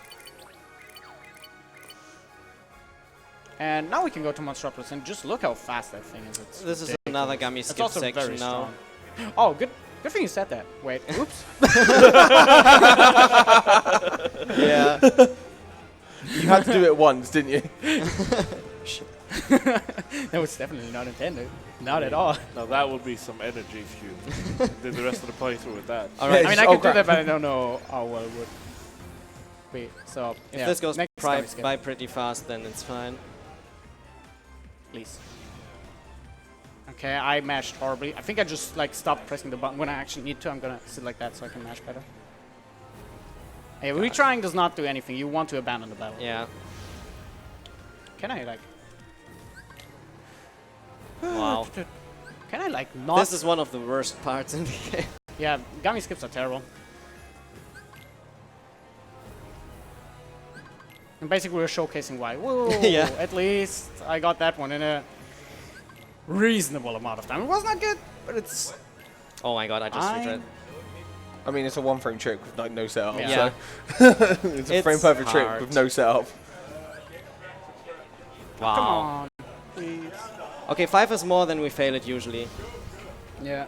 Usually if Kayami did a lot of races before ESA, and how it worked is I would either get it first try or like fourth try, something Usually like that. I'm never above 3. And Kaya never gets first try, but he always gets second or third. But never first. This is 7 now. That is ridiculous. Come on, please. Okay, so at that point it would be faster to fight him. Yeah, it takes like 35-ish seconds to fight him without the upgrade we get from the first boss. Wow. But yeah, obviously if we get it, it's still faster, which is why we continuously try. Come on, please. Okay, never mind. What is your setup for it? Like, do you change? And your we were code thinking for of it? setups, but the problem is that the loads are inconsistent, so that could mess us up. Yeah. I don't know how big of an inconsistency that is, but even if it's just inconsistent by 1 frame, it's What is this? that is That is oh 12 no. now. That's I think. ridiculous. I think my worst is Each like one 11. loses you about 10 seconds. Okay, Yeah, thank nice. God. Finally. My god. And this was maybe, yeah. Overall, it's still faster than fighting both bosses, but this one was Yes. slower than fighting this. So, That's fine. yeah, this was really bad. Oh, there's a nice random time loss if whenever you go to the Cooper shop. You can get a prize postcard that's completely useless outside of plat percent, so that's nice. So Like, the oh, thank you for the 2 seconds. In the practice run yesterday, I had a total fail of 5, I think. Now it's 12. Yeah, I had like 11. Yeah. I have teacups available, but I don't have them now. This I is could get pretty him bad. with this. Oh, where's it? Oh, of course he's on the ground. Yeah, sure. Do that.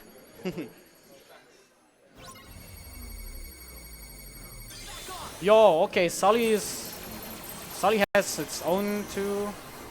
Oh, I could have actually went over to them. I'm just gonna improvise a bit now.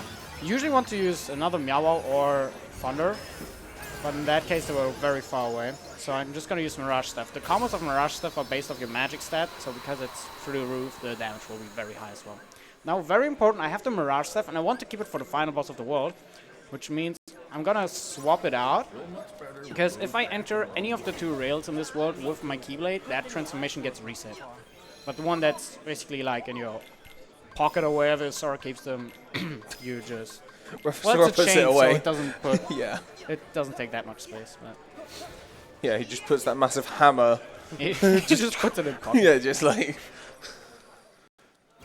That's actually the most gummy skips I've failed since my first run with them, I think. Yeah, gummy skips are ridiculous. They make or break your run. So yeah, now we are on the rail. You can skip the electrical fences or electrical beams with air slides, but outside of crit, it's like almost frame perfect to skip them, so we don't do that. We'd rather just take the doors and go below it, but our super slide does give us enough iframes to go through them on crit, because on crit you have air slide and super slide maxed out immediately, which is pretty neat actually. Okay, so what I want to do now, after using Meow to wreck through some of the enemies, is spam arrow, because I want to get Arosa as fast as possible, but I have the feeling that with Mirage Stuff you get it slower. It's really weird. And, oops. Once you've done that and aren't jumping around in flow motion, which I didn't know you can shotlock out of flow motion, you want to remove the rest of the enemies with shotlocks or normal attacks or whatever to have Arosa for this phase, because we just wreck like 3 waves of enemies and get Stream Strike immediately. There's a 1% chance that even if you spam arrow, you get Mirage Staff, which happened to me and Kaya both once already. And it's just, it's bad, because you can try to get Arosa again by using an Eva or something, but oh, that's bad. You can try getting Arosa again by just Eva and continue spamming it. But if you have Mirage stuff, you can at least combo them, so it will lose your time, but this world is generally extremely RNG based. By the way, this world has the most RNG of all. you might have noticed it already. It's been 3 fights. Usually the second fight uses Meows. Oh no, I did use Meow at the very beginning, so Yeah, you did. yeah. There's like 1 fight out of 9 or 8 in this world, not counting the boss, where we don't use Meow, which is why we call it Monstropolis instead of Monstropolis. This is a little meme name. Because Meow Wow's too good, man. Meow is too good against small enemies. Everyone hated the Dream Eaters, man, and Well, yeah, they're 3 meters. exactly. End up distance was a good game. Oh, whoa, calm down. whoa. We don't need to go that far. Whoa. We're not going to get into reviews here now, are we? these spicy opinions on on each and every KH game. So, recorder. That's your favorite game. Don't lie. Yeah, definitely. You I love the frame drops and all of that shit, dude. You love that. 5 frames per Dude, second. you love that Gosu. Oh, Ghost is actually fine. But the frame drops are You said bearable. it's fine, so should I expect a submission for 2020? If I ever get a DS capture card, Just play Sure, just play but- an emulator, it's Bro, fine. we have so many 3DS capture cards already at this event right now. Don't worry about it. Just need you to submit it. huh, okay, interesting. I think about it. If it gets in, that's I can't say more than that. But Oh, have fun grinding the Like file. see That's the. What do you mean? Have fun grinding the file. For Oh. Gosu. You're right. It only takes like 250 hours. I was gonna say the Gosu file was ridiculous. Who grinded it on emulator? Was it Dras or? Yeah, Draz actually found Gosu in a Game Facts. But is it longer through. than setting up a data org file? It takes Yes. 220 hours, so Yes. Oh, it's like times it by like 20 in terms of like how long it can take. Christ. You have to like get like a bunch of strength chip drops from Nice like frame drops in the cutscene, by the way. nice frame drops from like a bunch of the enemies, and then it's luck as well. You need to get 200 luck, 200 strength, and all Oh sort my of stuff. god. Okay, I think Nettie has something for us because we have a little bit more downtime. That I do. I would like to give a shout out to the Yeti. The Yeti has a special line of ESA merchandise, 3 shirts and a pin, where $5 per shirt and $4 per pin goes to the charity. Check out the awesome ESA selection and the other gaming items at www.theyeti.com/ESA. I'm like halfway into the wall, wow. I was gonna say. Out of bounds? Yeah. Let's go. Oh damn! No oop. Oh wait, no, you've just broken the no oop, right? Yeah, I'm just gonna skip this. No, so this fight, as you saw again, we used Meow at the very beginning. Then you can ether buff Meow, but I never ether buffered before, so I'm not gonna bother with that. I don't like that strat. I don't know if it's like very easy or anything. I haven't even tried it. So yeah. We used Meow, then an ether, then we shot like the red guys, which we hope that they don't approach us, which they did for me. But it wasn't that bad, they approached me pretty late. And then we use another Meow to finish off the yellow small enemies.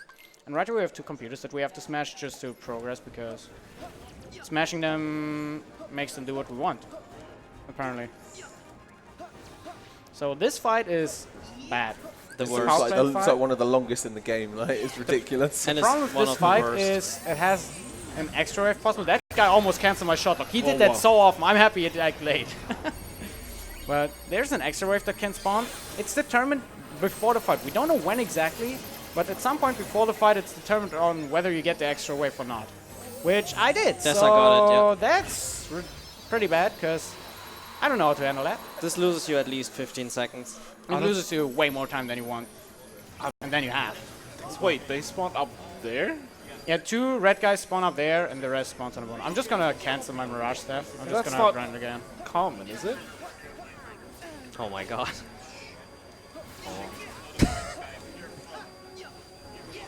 So, I actually didn't want to use Meow Wow here, but I was in the normal strat right now. I wanted to use Mad Tikas, but now it's whatever. Just gonna use Pirate Chip on this guy, because my MP still needs to recharge. I did need to ether, so it was fine to use Meow Wow. What am I doing? Yes. Oh, I already assumed. Yeah. Also, with Extra Wave, the problem is you do have to kill an awkward set of enemies. They're spread out really weirdly. But the good thing is, once you kill the big second frog, you get the Scream Strike. Usually, if you don't get the second wave, or the Extra Wave is what we call it, you will immediately get the cutscene. It's random if it happens. And maybe Kaya. Yeah, Kaya didn't get extra wave. This is the normal fight now. So what he will have to do, he will have to kill more than just the blue frog in that wave. He will have to defeat the entire wave with Thunders. Then he uses an Ether, goes to the middle of the arena, and uses Meow Wow to finish it off. And that Meow Wow should give him Scream Strike. If not, then he'll just kill like 2 or 3 more enemies.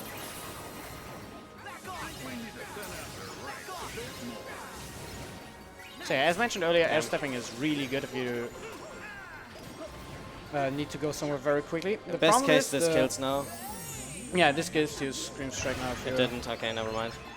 It's almost. It's like 1 enemy, which Flood. Oh, it's 2 actually. Flood. It's 3. What? So yeah, air stepping. Something that I used to think, but I realized it's wrong. The slowdown of the shot locks and air stepping does not actually slow down IGT, which means if it's faster to just walk somewhere, then walking would be the way to go. Because air stepping is not necessarily that fast. The targeting takes a bit, the movement takes a little bit, and getting out of it is sometimes a little bit finicky. Usually not supposed to use an Ether here, but I want to go safe. Oh, that's late. A little bit late. I have 2 more, so I don't have to grind Mirage Staff later because I got it here, which is very good. Otherwise, we would grind in a fight before the boss fight. Having it here is awesome. Even though the fight itself was a little bit slow, you can use Splash Run and have a pretty precise position to finish the fight, but it's very precise. You would have to... Oh wait, let me cure it really quick. Which is actually not needed, I could have just stepped on his save point. Actually, it was bad that I cured. Whatever. I was like, yo, that MP refilled? No, it's not happening. I forgot that I used Blizzard here. Oops. What was I talking about? Oh yeah. So now that I have Mirage Staff in my back pocket, I guess, I don't have to grind it later. And Keyblade Transformations do not run out while we have them stored. Which is how we carry them through worlds sometimes. Like, not through several worlds, but through the entire world. Once you leave a world, or once special events like the rail happen, they will expire or get reset. He might get the splash on kill, because the position actually looked pretty decent. Okay, didn't get it. Damn. Cutscene skip here is very awkward. Nice pause buffer. Yeah. Pause buffer cutscene skips, it's fine. I just had RNG advance for a certain amount of frames, so I'm gonna get the perfect lump of horror fight. Yeah. The 1 frame. The 1 frame. Just the 1 frame. Okay. I don't know how to do this fight with Splash Run, but it just kills a lot of stuff, so I might as well use it. Oh, nice. Thank you for that. It's not the last guy. Okay, wait. Oh, it's a large body. Interesting. Just a large body sat there frozen in amongst the fire, right? God, I love this game. Yeah. I mean, you can use fire on the water, so it's like... Yeah. Not even SpongeBob had fire on the... Yes. No, wait, they had fire on the water, but they didn't have did. ink on the water. Ink doesn't work on the water. Yeah, ink doesn't work. Fire's fine. Don't eat now.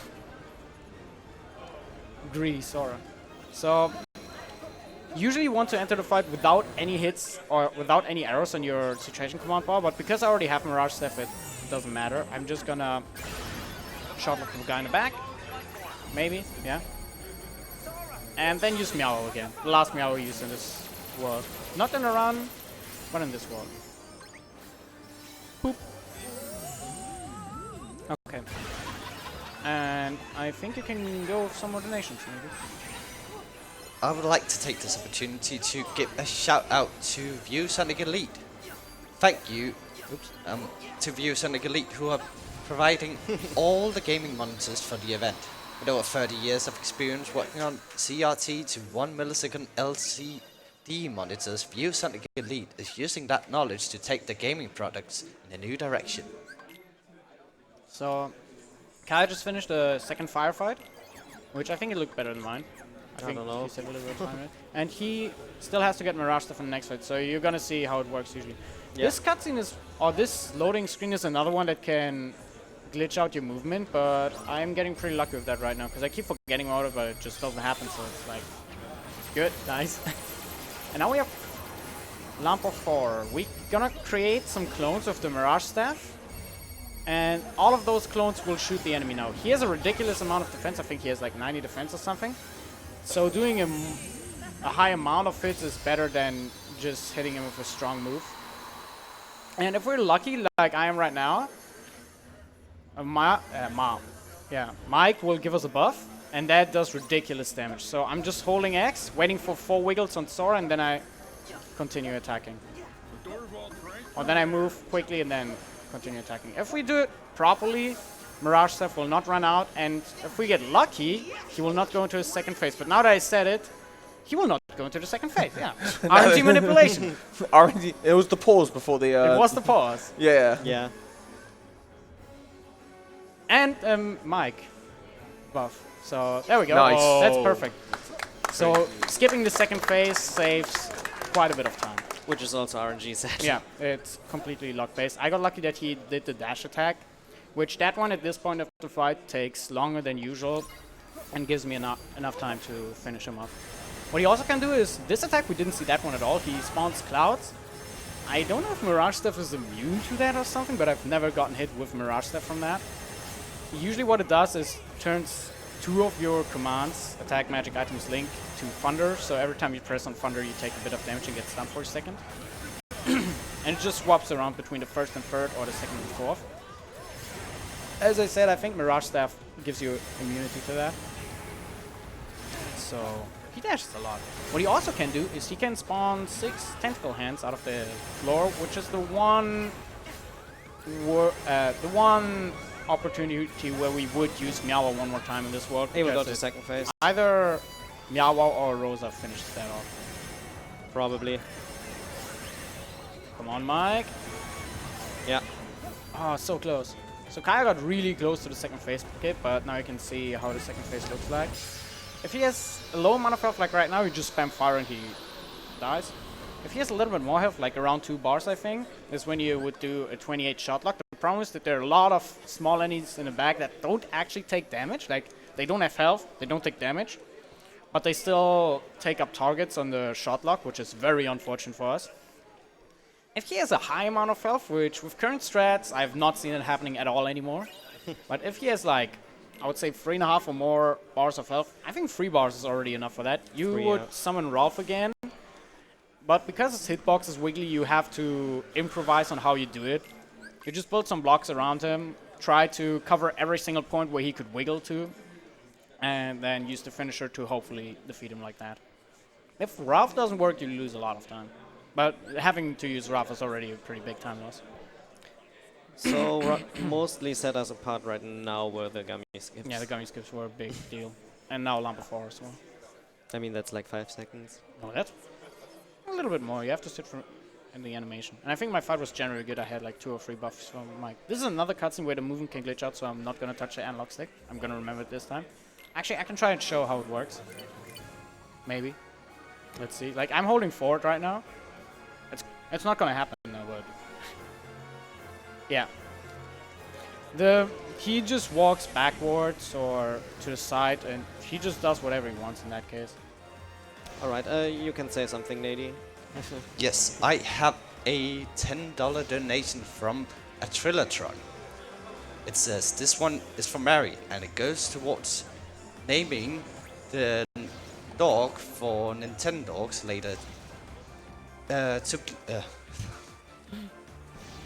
Giving the name to the dog in Nintendogs Bleeple. What is the name?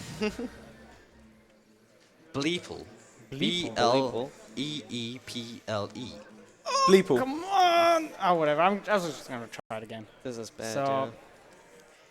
What happened here is I clanked on a tree. I just did it again, but it didn't actually clank. I just strived it. Yeah, you want to jump up the wall because it's way faster than going around. There are a lot of movement skips in Arendelle. Like, Arendelle is basically just all kinds of movement skips that you wouldn't think about if you just play through the game, because some of them are pretty unintuitive. You literally just jump up a steep wall. And what we're doing now is we're gonna fight like 20-ish reindeers and the rock troll. We summoned Simba for the very first time because almost everything in Arendelle is weak to fire, which makes sense. And yeah, we want to defeat every single reindeer with Simba so that we can use 2 shot locks on rock troll to defeat him. If we don't defeat everything with Simba, we can save it with Blaster Blaze or Shot Lock. I did get Magic Carousel, so I couldn't save it in Blaster Blaze. Or Donald Goofy maybe do it. But usually it should work. He can, however, if you mistime your finisher, slide your way a little bit with his weapon, which is why I walked around him while he did that attack just to not get moved away. He did attack then, but I was already at the state where it didn't matter. You caught up a bit. My movement was very bad. So now we're in the ice dungeon. That's what I was talking about. If you skip this dungeon with the Ralph trick, then you... Oops. Then you soft lock yourself. Don't call it the Ralph trick, it's Rube. We all know what it is. Rube, Ralph out of bounds. Yeah, the Ralph out of bounds. The Rube. The Rube. Still has to be the best thing I've ever heard. Yeah, Rube. I actually heard that name for the first time now. That's what? Have you never heard it being called that? Yeah, I never heard of the Rube. Yeah, it's the Rube, dude. Any percent no Rube. I actually figured around why are we not doing that? The dungeon doesn't really have anything useful for us. I think. It has a Damascus, but we can get it in other places. Why are we not doing that? What? Why are we not doing the skip on the labyrinth? I don't know. Do we need Fandara? Or can you maybe not finish the world then? I think you cannot finish the world or something. I'm not sure. There was something about it, which is why we don't use it, but I've never actually done the skip myself, so I'm not too familiar with it. May I think it's because the next event just won't trigger. Yeah, like it's Well, probably a flag that has. Yeah, I was gonna Yeah. say, if this is like every other KH game, which Yeah, it probably is, by not probably I mean it is. Basically, everything in this game is based on you hitting the flags for other events. So, in other KH games, there are instances where you can do movement and things to get to places early, but because you haven't, say, watched a cutscene like 3 or 4 rooms back, you can't move on because you haven't actually triggered that to happen. Also, the invisible wall's great here. The one thing that caused us to not be able to skip a big chunk of Hollow Bastion 1 KH1, the flag system. Because you can because you can just do Dumbo too early then, but then you can't actually do any. You can't activate the lift that you need. I think in 1J you can, but once you enter Maleficent's room, it just triggers the cutscene that it's supposed to be shown before Riku 1. Yes. That's what it was, yeah. I do remember Timmy saying, like, mentioning stuff about that before. Wow. So, one little thing, then we can go on to the nations. In this labyrinth, what I've been doing right now, and what Kaya did already for one fight, is we summon Simba and use the finisher immediately. Best case scenario is the fight's over. How did I air slide there? What? And yeah, best case scenario, the fight is over and we don't have to think about it anymore. Oh wow. Enemies can survive. It's not that likely for them to survive if you delay your finisher a tad bit, but it's still up to luck on what they want to do. That was a bad dodge. Okay, and I'm gonna head to the last of these fights. There are 4 of them. So we basically said like, oh, currently I'm 3 out of 3. If this fight works, I'm gonna be 4 out of 4 in this dungeon, which is perfect basically. Yes, I would like to give a shout out to Malmö City. Malmö City is the host of our event. Thank you for supporting the event and making us feel at home. And I can certainly verify that I feel very at home here. It's pretty nice, yeah. I like the environment. So yeah, Kaya got the kill as well, which is good. I'm gonna pick up a Damascus here because we need it for Keyblade upgrades, and fortunately it's like right next to us. It takes 1.5 seconds or 2 to get it if we include the animation. Yeah, and now we're out of the dungeon again. Which means we're gonna climb the mountain to go to, in my opinion, the worst minigame in the run. But that's like in 1.5 minutes. And you got climb the mountain like 3 times. It's pretty good. Arendelle is actually like one of my favorite worlds casually. I don't know why people hate on it too much. Like, it is mountain climbing all the time, yeah, but it is different every single time you do it. And the game is even somewhat self-aware of it just making you climb the mountain over and over again, because on the last time you fall down, the cutscene basically just says, oh no, we have to climb again, and suddenly they just find a different path or something. So I think you got 4 to 4 as well, right? No, 3. 3? Oh, Yep. which one missed? The 4th, the last one. Oh, this one just now? I didn't see that. Okay, so if one of the fights fail, it's fine. You lose some time, but you only have to use the shot lock once. A 19 shot lock defeats one of the enemies. And yeah, we need a 19 or higher shot lock to defeat them.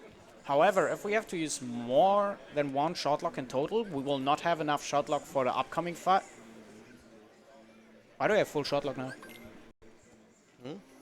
If you didn't need one, You have didn't one. use it, I'm pretty No, sure. but yeah, no. Wait, I mixed it up with yours. You're right. I was Yeah, I like, was gonna say, wait. you didn't use it. Sorry. Calm down, calm down. You're I'm fine. just combining them all. You're fine, yeah. Yeah. If Kaya would have had to use 1 more shot lock, he would not have enough for the next fight. So I guess what he would do is just use an extra attempt and maybe buy one later if he really needs one. Yeah, You I bought have 7, I right? have 9. 9. You have 9. Okay, yeah, no, he wouldn't have need to buy one. You need 7 throughout the run. 8 is what we usually try to get. And anything higher than 8 is spare 10s. And that's like one of the places where you would use one, because the only way to charge up the focus gauge is either using Refocuser, High Refocuser, or Elixir, or Mega Elixir, so anything, Oh my god. any of the big items.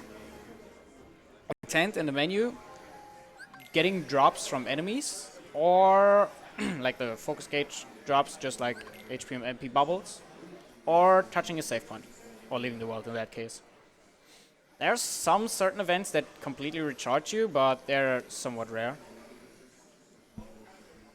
And yeah, now this is just going back and forth, dodging it a little bit. On beginner, it's really not that dangerous. I died once, but that was because I took a buff and break in it. Yeah. This is I just the came back only into buff my and room break. and suddenly hear, "Wah!" No. God damn it. What, the Koopa coin? No, I didn't have a Koopa coin then. SMH. We used to buy the Koopa coin like at the very end of the run, but now we buy it in Monstropolis. Luckily, none of us had to use it yet. Oh yeah. If you skip that cutscene too early, by the way, you will land on top of the mountain. You will have to walk down yourself, then have to drop here. This cutscene will play, but the next fight will never start. I think the dragons just never appear or something like that. Another occasion of where the game just doesn't want to do work anymore if you skip the cutscene too quickly.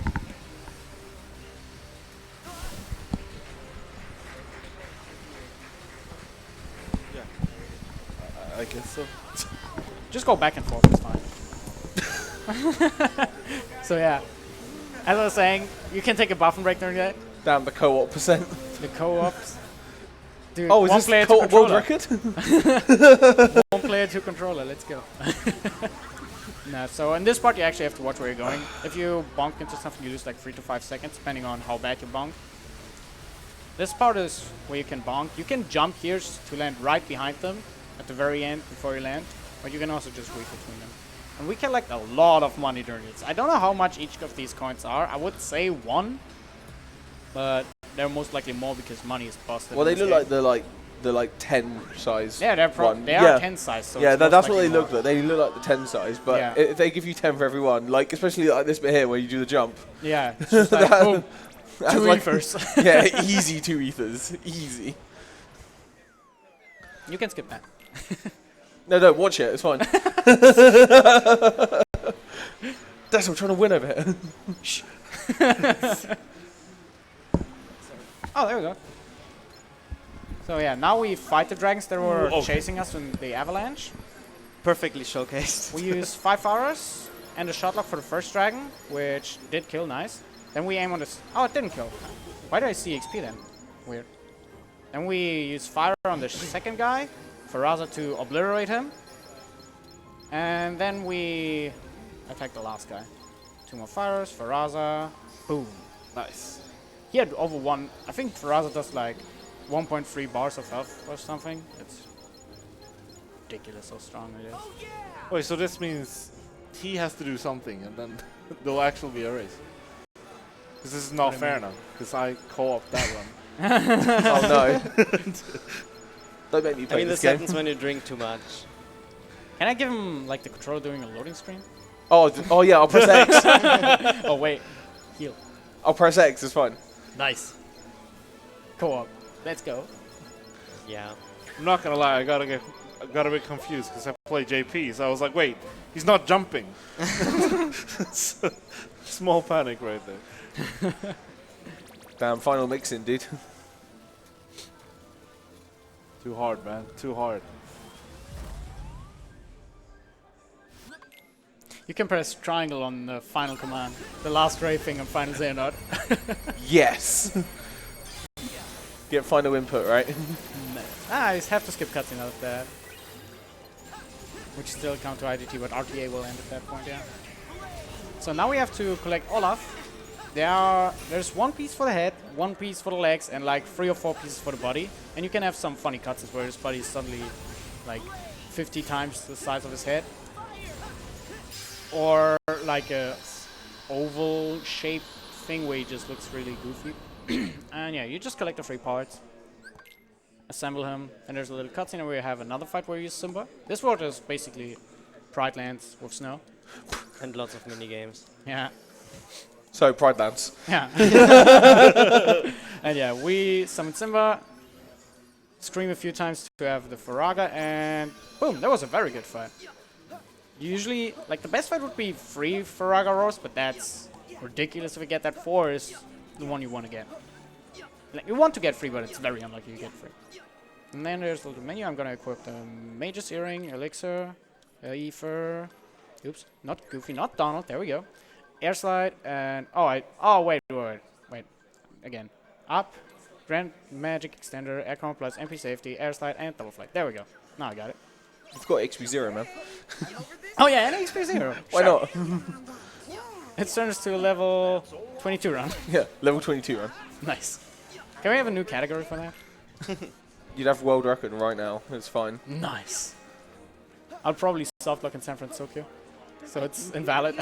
Shh, it's fine. That was my very first run. Would have been a 332 IGT or something like that, but because the way we have it on this game is if you have to purchase continue, the IGT is going to be messed up, which means your IGT is immediately invalid, and because everyone submits with IGT, you're immediately going to be last place on the leaderboard, so it might as well can be called invalid. These are, by the way, the movement skills we were talking about earlier. You just jump up these walls with flow motion.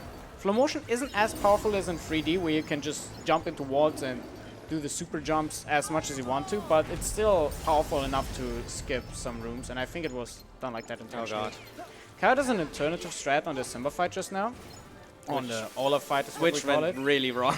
Yeah, which went wrong. If you use the finisher, you usually hope to kill everything with that, but in this case, he got trolled by the movement of the enemies, so they just dodged all of it. But that shot block at the end was good. This is another skip, more or less. I think you would run up the wall. I don't even know how to do this properly anymore, but I think you run up the wall and then end up here. We just fly along the wall. Or maybe you parkour the wall or something like that. I don't remember. Well, Air what I slide. did was just parkour the wall. And now it's gonna be the next boss fight, which is Marshmallow. He is very weak to fire, like Why very is he weak. called takes, that again? That's just his name. I think Elza That calls him is like just his name. There we go. Yeah. That's the real reason. Yeah, he's very weak to fire. He takes extra damage from fire, and he gets both launched and stunned from fire. To be fair, he is a snowman.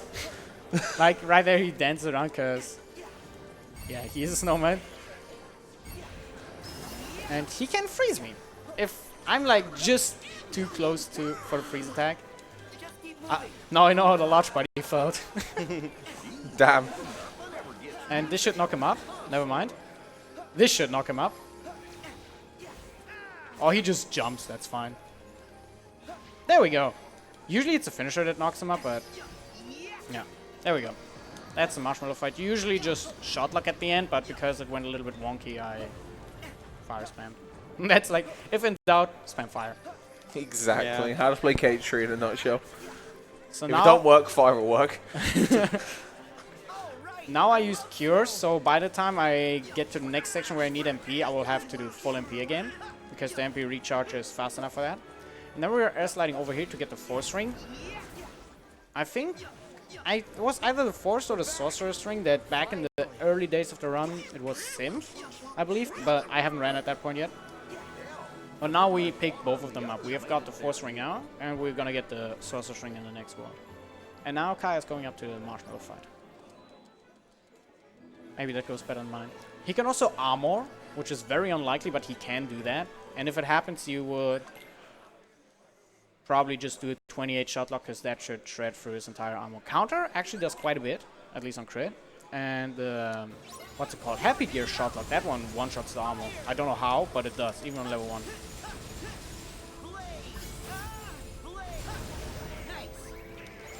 There's also a fight-specific situation command called Tree Whip. There are quite a few of them. In this specific case, it's the tree. Oh my god, he did. I get all the bad RNG. Yeah, that's ridiculous. Like, right here you can see the armor. He goes into a Berserk phase like. Yeah, he's just going to be Berserk-like. And nah, that usually doesn't happen. I personally have not seen that myself, or on my end. But I've seen it a few times, like, especially on Kaya's end, it happens way more often than it should. Now we are in a snowstorm. Usually you'd have to hide behind the rocks, but I think it was Bloody Biscuits who found out that if you just use Simba, you can raw through the storms and then just walk like it's like nothing. You're a little bit slower than normal, but that's about it. And now then, wait, I'm gonna check. I don't feel well of the equipment. That's actually fine, okay. Now the next fight is one of the worst fights if you cannot skip the DM, the desperation move, so I'm gonna focus for a little bit for that. It's not as hard anymore, because back in the day we had a strat that we used to do that started failing at some point, and now we went back on it because we realized we were just bad back then. And yeah, I'm gonna try to do it now. If it fails, I'd lose like a minute. Yeah, if it fails for me, I'm like not able to probably win anymore. Yeah, so Dessa's just going to do a shot lock and then just start bombing out some magic either with some arrow while he's moving into another shot lock.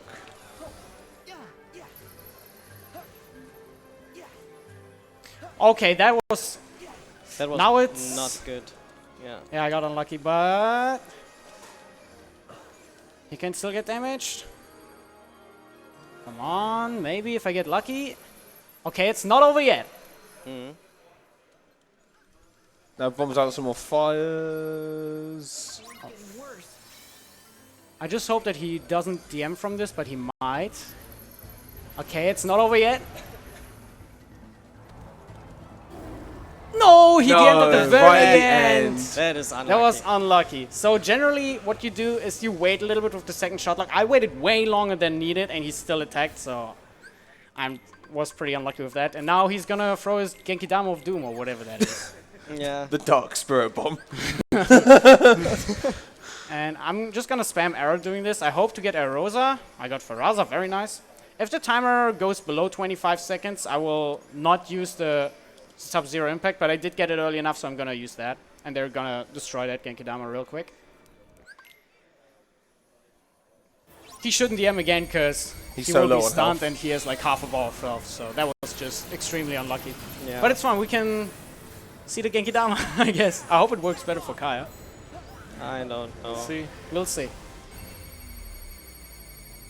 Like for example, for the start of that shot, like I waited like 2 extra seconds.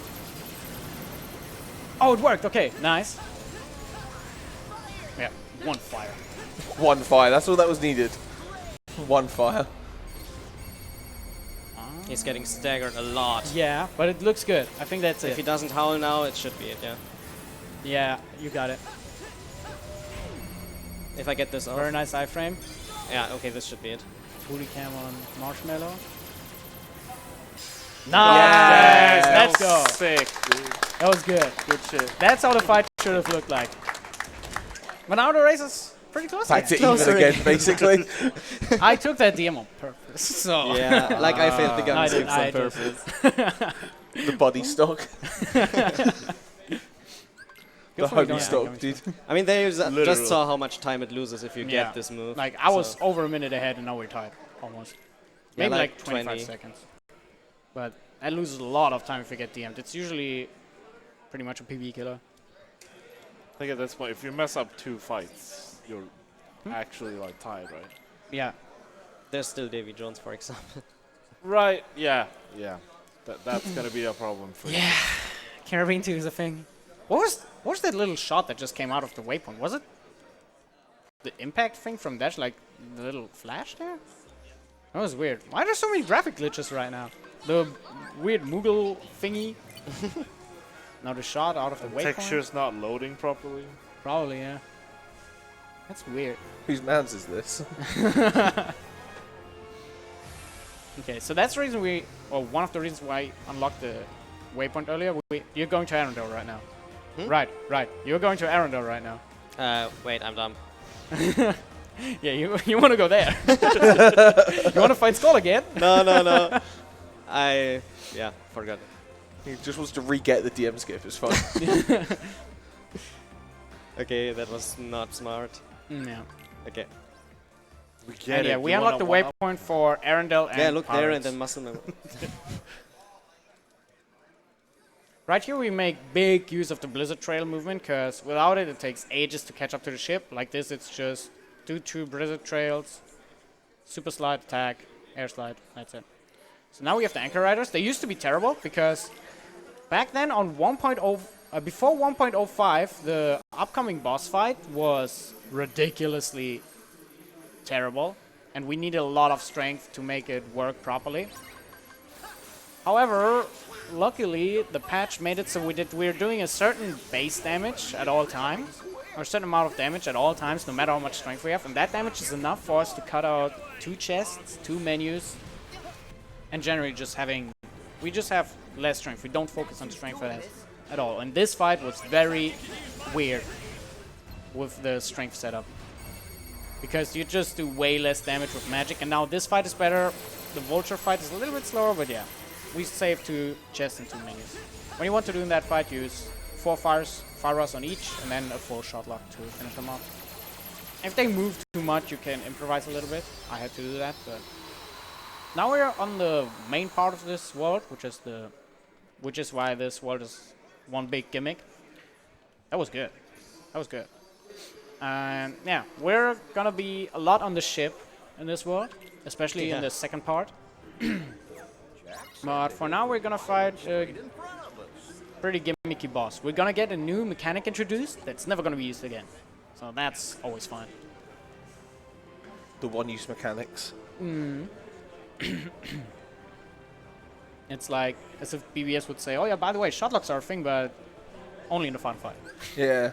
Sure, let me just code this entire mechanic just to use it in one fight. Exactly, that's literally what this is, because we're flying on one of the Heartless right now. They're spawning alongside the Raging Vulture, or Ultra Mega Chicken, or whatever you want to call it. Ruler of the Sky too, maybe. And you usually want him to attack, because the torpedoes don't have unlimited range, and they're pretty slow. They're a little bit faster than Vulture, but not that fast. And right now, he's giving me a pretty hard time because he just keeps flying away. So I have to always close in so that my torpedoes actually hit him. The torpedoes' damage are both based on your strength, that was weird, and on your fire boost, because they deal fire damage. In this case, we have 2 fire boosts equipped, one with equipment and one through abilities, which makes the torpedoes way more potent than shots. Wow. However, we still hold R2 just to get like 1 or 2 shots in between torpedoes out, and in total it probably saves like 3 or 4 torpedoes, but you might as well just hold R2 throughout the entire fight. What he usually does after you get stunned once after 4.5 bars is this attack. I don't know why he did it that late now. Maybe HP get or something. And usually he gets more aggressive in that phase, which is very nice for us. And you don't want to be caught in that attack, because you can die here. It's beginner, but you can die in this fight very easily. I've done it before, Val has done it before. I don't know if you've done it before. Kaya, have you died in this fight before? Yeah. In a run as well? Like outside of practice, I mean? Yep. Yeah. This fight is very bad. I just didn't hear what you said. No, it's fine. Don't worry about it. Sorry.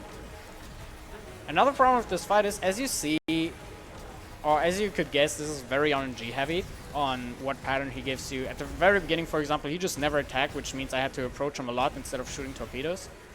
And that just loses a big amount of time. This fight can lose you like 40 seconds easily, if you're unlucky.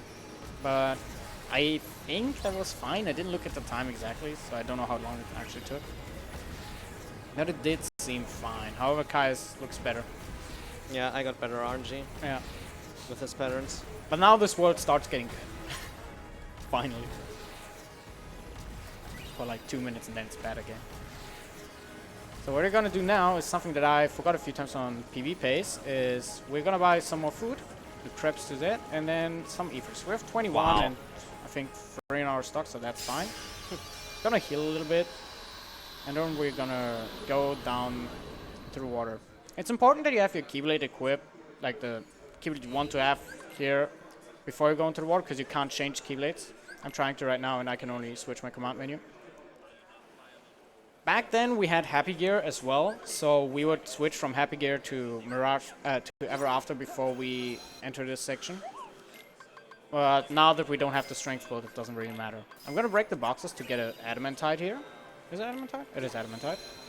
And that will help us for Keyblade upgrade. You don't necessarily need that upgrade, because we recently realized that we can cut out one magic stat and everything still works. A second one will not work, but one works. The problem is that it's very unlikely that you can cut it out, apparently. Because you would have to get the magic boost from the Moogle in this world. I didn't even go for that, because I forgot about it, but it's pretty much whatever. It saves you like 7 seconds if you don't get it, and you also have a tiny bit less of magic, so maybe over the course of the run you lose 2 seconds to that because you're doing 2 damage less. Maybe you save like 2 fires of that in total. And this fight is literally just fire spam, and if he wiggles around a little bit you want to dodge because he was trying to eat you at that point. This animation is fine because that means he's going to do lightning one, and this just stuns us after every single fire. We can die in this fight as well, but usually we have Donald who heals us, which he didn't do at all. And we have the Koopa coin. He might heal. No, he's probably gonna heal me on the ship. That's what he does. And now we get Ariel, the only optional summon in the entire game. Which, it is optional. You can just swim by that chest, but it takes like 3 seconds to pick it up, and she's very useful. Just like, I would say every single summon is useful. Even Stitch. We use Stitch once, but his use is amazing. His use is very important. It's very important. Yeah. So probably the most important like summon. I mean, we have other strats, but that one was free, easy, and fast. So now we are back on the ship. We actually have a different ship. We were on the Black Pearl before, and now we're on the Leviathan. Up here is one of the best accessories in the game, in my opinion. It's my favorite, the Celestial. It gives us a fire, blizzard, and thunder boost. And we equip it over the fire cufflink because we don't need the Za spell anymore because it doesn't make that big of a difference, and we have Fandaga, so we will get Fandaza. For Raza, we're gonna be able to get it after the next world, or like halfway into the next world. And the boosts are just way more important. We also equip Fandaga in the customize. We equip Air Slide and Super Slide, and yeah, we ate one of the crabs to it. Pretty funny thing, that's like what I was talking about a few hours ago with the weird cutscene triggers. Usually you would go to the straight forward and just trigger the cutscene by holding forward, but if you go to the left, it's actually several seconds faster because for some reason you can skip the cutscene and you still end up over here. I think it's now about 10 seconds. 10 actually. I have not done the other one in so long and I never compared them, so I'm not sure. And now we're on the ship race. That one was a little bit weird. It can go out of hand, but what we usually want to do is we want to prepare our situation command bar. It works a little bit differently in this part.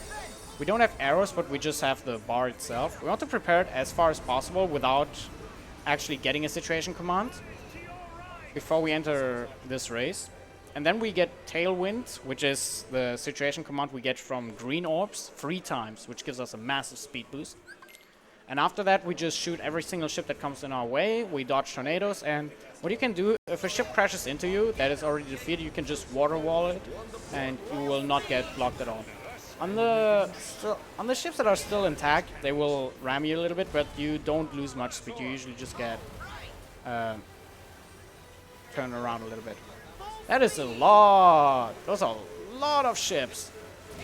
Oh my god. And just like with the race, you want to prepare your situation command bar. So I would like to get one more enemy. And then once I'm about 350 units away from the goal, I will just use Tidal Wave. That guy spawned a tiny bit early. It's fine. 345 might be enough. If not, then I'm just going to crash in front of it. It worked. Okay, good. Otherwise, I would have just crashed into it and I lost like 5 seconds. It's not that big of a deal. And now we have the first boat fight. It's not as bad as the second one, but it is still bad.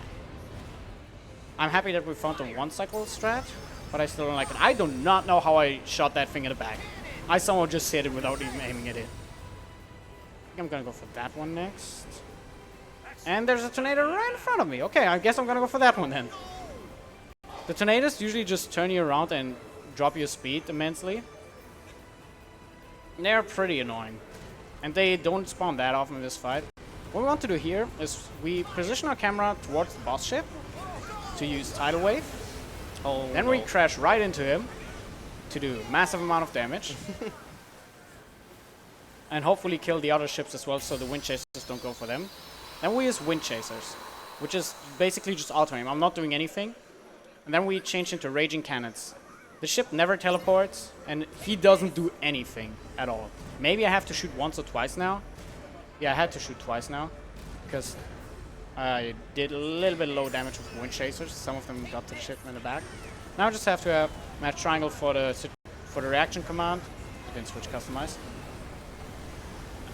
And then square to skip the cutscene. This is like the only cutscene you skip without a prompt because it's not even a real cutscene. And now we have a fight on here. What I was saying with I forgot to switch is because I myself, I'm like one of the few people who run with 2 customized sets. At least one of the like, I would say, higher tier runners who has 2 customized sets. Most of the people go for 1. Now, I personally don't like that at all. Mainly because of a fight at the very end of the game. It gets changed because of that. And just generally more menuing, fiddling around with it. I just like having both of them prepared at all times. Oh, whoa, whoa, whoa. Your health is high. I'm gonna try and do a partial shot lock because the animation is faster, but it was enough good. It was a wonky fight, but it's fine. Kaya got the one cycle properly. He didn't have to shoot, if I saw correctly, and now he's gonna do a fight. The sorcerers died, the gamblers died immediately for him because he uses 1 customized set, therefore he doesn't have to switch to Pandaga, and I just forgot that. I usually do it when dropping down after getting the Celestia, but I didn't do it. Now it's gonna be an interesting section. Crab collection. That one can go horribly wrong. I just hope it doesn't. It's the best section. Collect 300 crabs. Yep. We want to break this box after stepping to the chimney. Collect around 30 crabs. 33 is very good. Then we air step back. Hit those things. I myself go for Thunder here to make the last section a little bit easier. Then we hit that tree, and using Trinity Sled actually automatically collects all the crabs in a certain radius. I don't know. Oh, wow. I don't know how big the radius is, but it's pretty big that we don't have to think about those anymore. Yeah. I missed like, I want to say 5 crabs, so I might just get 1 extra box. But what we are doing, oh, shite. Use my T-cards quickly and hopefully, okay, it's fine. I'm just gonna get that box a little bit later. I'm gonna focus on these now. Oh, there are 2 of them. That's fine. That's fine. So usually mad teacups are supposed to break everything, but I forgot to switch my customize, so I messed up a little bit. But it's fine. It can go way worse, but as long as I leave with like almost 270, it's fine. We want to have 271, but not that one. This one has one. You notice that by the barrel shaking. And now we're gonna finish it off by collecting the last ones on the Trinity Sled here. Oh, you overcrabbed at the last second. Crap. Yeah, there's a meme that floats around of don't over crab. And yeah, we air stepped back to the chimney. I accidentally found that movement recently. I just accidentally held R1 and was like, oh wait, that works? And just air stepped to it, so that's a thing now.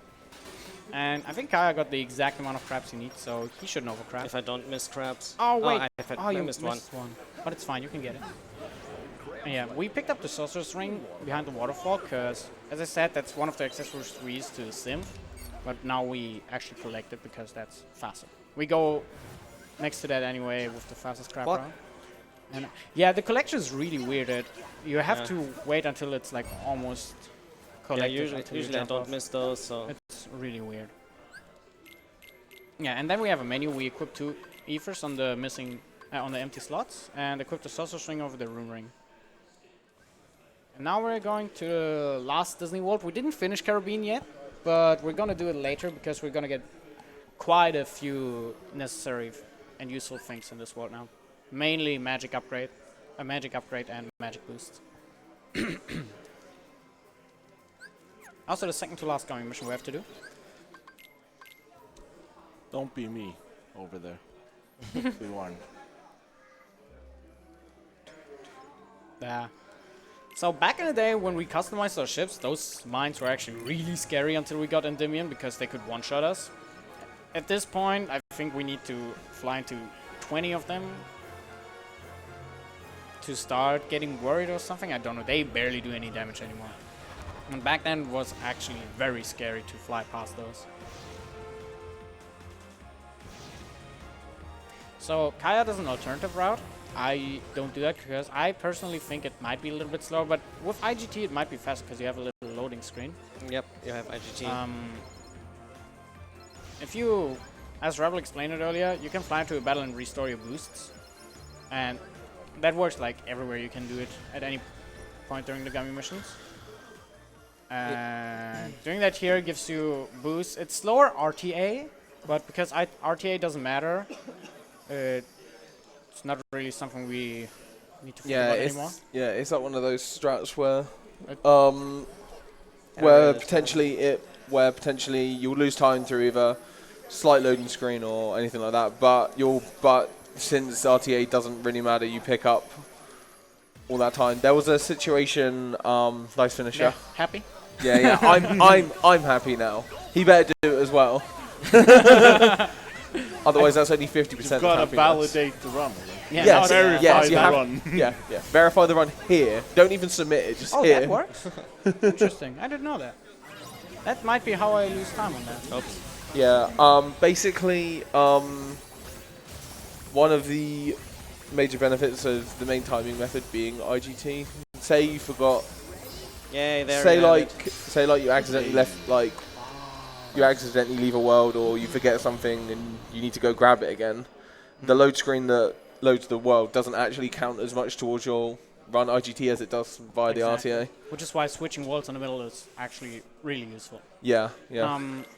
So we just saw Arrow being used for the first time, and you have to dive with her, and whenever the ring after the dive hits the little geyser you create, you have to press circle to get an excellent, jump very high, and then you mash X to get out little drops, or droplets, or how you call them. The amount of damage it does is not okay. They do a lot of damage. We'll see them one more time in this world, and then one extra time later. And yeah, Arrow is strong. Also, in the synth menu, you get a lot of rewards. You get usually you get like 6 hungry items, then a strength for magic and a defense boost. That's the first time I actually only got 2 hungry items and no defense boost, so that was very quick. It saved me like 7 seconds just because I got lucky. That's like another one of those things in KH3 where just like, oh, guess I'm gonna save that time now. And now Flash Tracer is very unintuitive how we do it. Like, you would not think of doing it like that if we played the first time, because, for example, we air step through that, yeah, we skip a lot. the first half, and we're gonna skip several triggers that are optional, however. Yeah, so this entire mini game expects you to fly through every single ring, but you can just skip all of them apart from there's a few trigger ones that you need to hit in order to spawn more rings. Yeah. But well, there's like one of them that you have to hit, and that's the one before the big ball. And then you can just, as long as you can get to the end fast, then that's fine. And a good time is like 105 or lower. I got a 105 now because my very first air step was slow, and then I didn't get the second to last air step immediately. So I lost like 2 seconds to that, maybe 3. There, Kaya does a little bit more smooth, except for the very last one. Yeah, That's fine. The last one was not good. He was still faster. Yeah, second nice. He was still faster. 1 second, 7 milliseconds. So, what happens now is we're actually not gonna be in this garage for a while. 'Cause this is like the base of Big Hero 6 in that case. We're not gonna enter it for a while, which also means we can't menu for a bit, but it's fine. What we're gonna do now is we defeat a few enemies just to get extra XP because they're literally right in front of us, and one Fandaga just wipes them all out, so why not? And they do give a pretty good amount of XP. There. And then we hopefully airstep to the very top one, but I think I was a little bit too close, so I couldn't aim at it. But it's fine.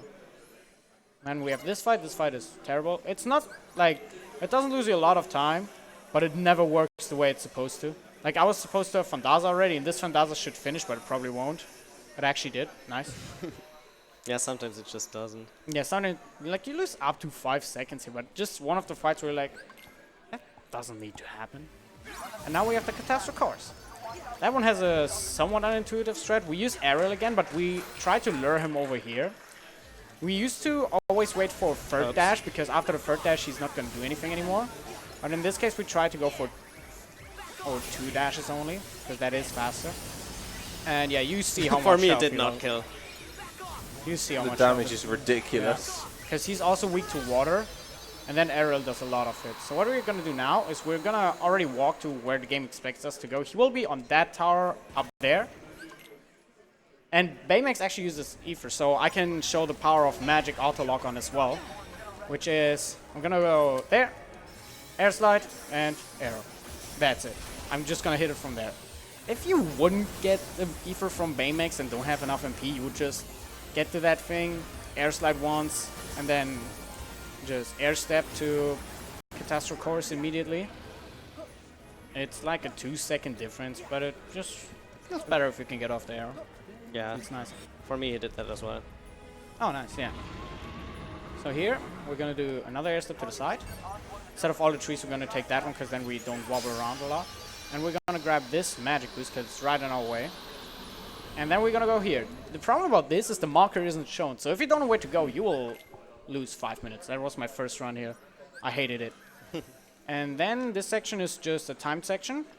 What we're gonna do here is just hit all the little lamps and traffic lights, and they give us money. And there's also a chest for an item that we want to grab, so I'm gonna stop attacking the things now. Hit this one, hit this one, hit this one. Hope that my party members collect a bit. And then I'm gonna go here. Oh, what? Oh, what happened? I did not even watch my health, but I got Koopa coined here. Okay. Oh my god. So, at least Glad I got you tomato. bought it. And the tomatoes. It's fine. Yeah, I got the tomato, so that saved it. Yeah, you saw me having Rage Form. That's usually, if you're on low health, every single hit you take, you have like a 50% chance, I think, or a high chance to get Rage Form, which is like Anti-Form in KH2, but I think Rage Form has less uses. The Anti-Form is at least used on level 1 a few times, but here it's not used at all. Now we have the Big Hero 6 rescue. I actually got a pretty good time fight as well, apart from dying. Good thing I had the Koopa coin. I don't even know where you respawn then. And yeah, you go to Wasabi, drop on top of him. Then you go to, oh, oops. Then you go to Honey Lemon. Activate her chemical thingies here. With certain elements. Blue is water or ice, red is fire, yellow is thunder. You have 2 red ones, 2 blue ones, and a yellow one. Then we prepare ourselves in front of this chest, because we can't open it once we rescued one, but we can open it right after. And we continue to thread, which is the, I would say, the most technical one out of these. Because you can do it quickly if you know how to do it. I don't know how to do it, I just did it a few times on accident, so I kinda know the timing now.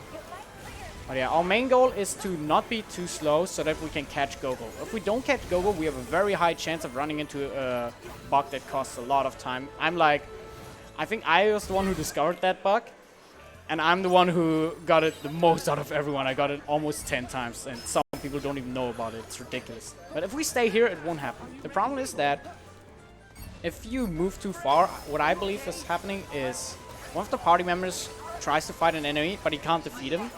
So you will always be stuck in a yellow menu, which means you cannot menu anything, in a yellow command menu. If we go up here, it turns blue now, and I can do the menu.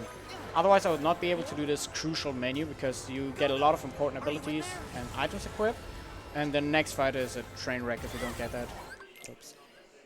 So what I did is I equipped the Hero's Glove for item boost. I equipped Magic Galvanizer to have every consecutive spell deal more and more damage on my combo. That was slow. Shh. Wait. Okay. Then I used my free magic boost that I got along the way, 2 in this world and 1 from the Moogle.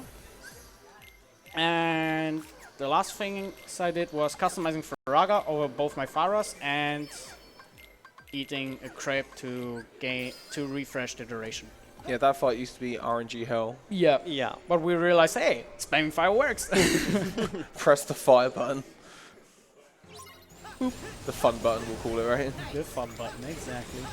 If you're not fast enough, you can actually DM and lose a whole lot of time. But usually if you just keep mashing, it should work all the time. There we go. Nice. So now we're gonna go into auto-scroller fight. It's not quite an auto-scroller, but you usually don't lose that much time. And a fun little thing that I discovered on accident, because I just forgot to not hold the button. If you hold R2 in the cutscene, you sometimes see shots, but he starts with lower health. Not a lot, but you get like 2 or 3 shots in the cutscene.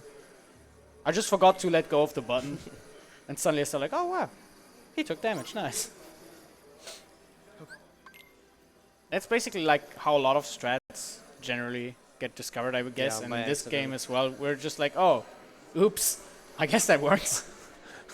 I think that was the same with Ralph on Grim Guardianess, or generally just most of the Link usages. People were like, this fight's slow, let me try that. And suddenly they've finished the fight like 10 times as fast, and they're like, oh, that's good. Aerial one-shot, sir. I got a bit less damage, sadly. Yeah, it's a lot depending on how much damage you get. Dark Mimics also has some cubes, which they drag the shots you're shooting. And they absorb it, basically. They don't take any damage, and Dark Mimics obviously doesn't get them if you hit the orbs. You can deflect them if they fly into you in the first phase. But in the second phase, it's basically just a standoff. I'll just sit here and hold R2 until he decides to do something. Yeah. I'll go a little bit closer, just so the shots don't have as much travel time. And later, he can do an attack where he summons a cube, which, as said just now, the cube will absorb all the damage. But if he combos, I can just sit here, hold R2. Yeah. While he's invulnerable, I'm gonna heal. And the reason why shots do so much damage is because it's based on your magic stat. So yeah, it's all magic stat dependent. If you're closer than the cubes are, then you don't have to do anything, and at the end it's just hold R2. Whew! Hard fight. Also, we have time for donations. Yeah, we can get a few donations in. Okay, thank you very much. We currently have a $10 donation from Wired Wiki, who says, let's make the Dutch language happen. This is in reference to the run coming up after this, which is the amazing Link, the Faces of Evil, and all cutscenes run on the Philips CDI.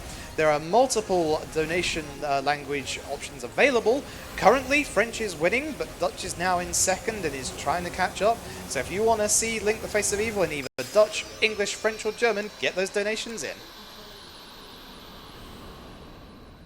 So, usually you would have finished all the worlds now, but we didn't finish Caribbean yet, just to get Faraga and Magic Boost and the optional Keyblade upgrade.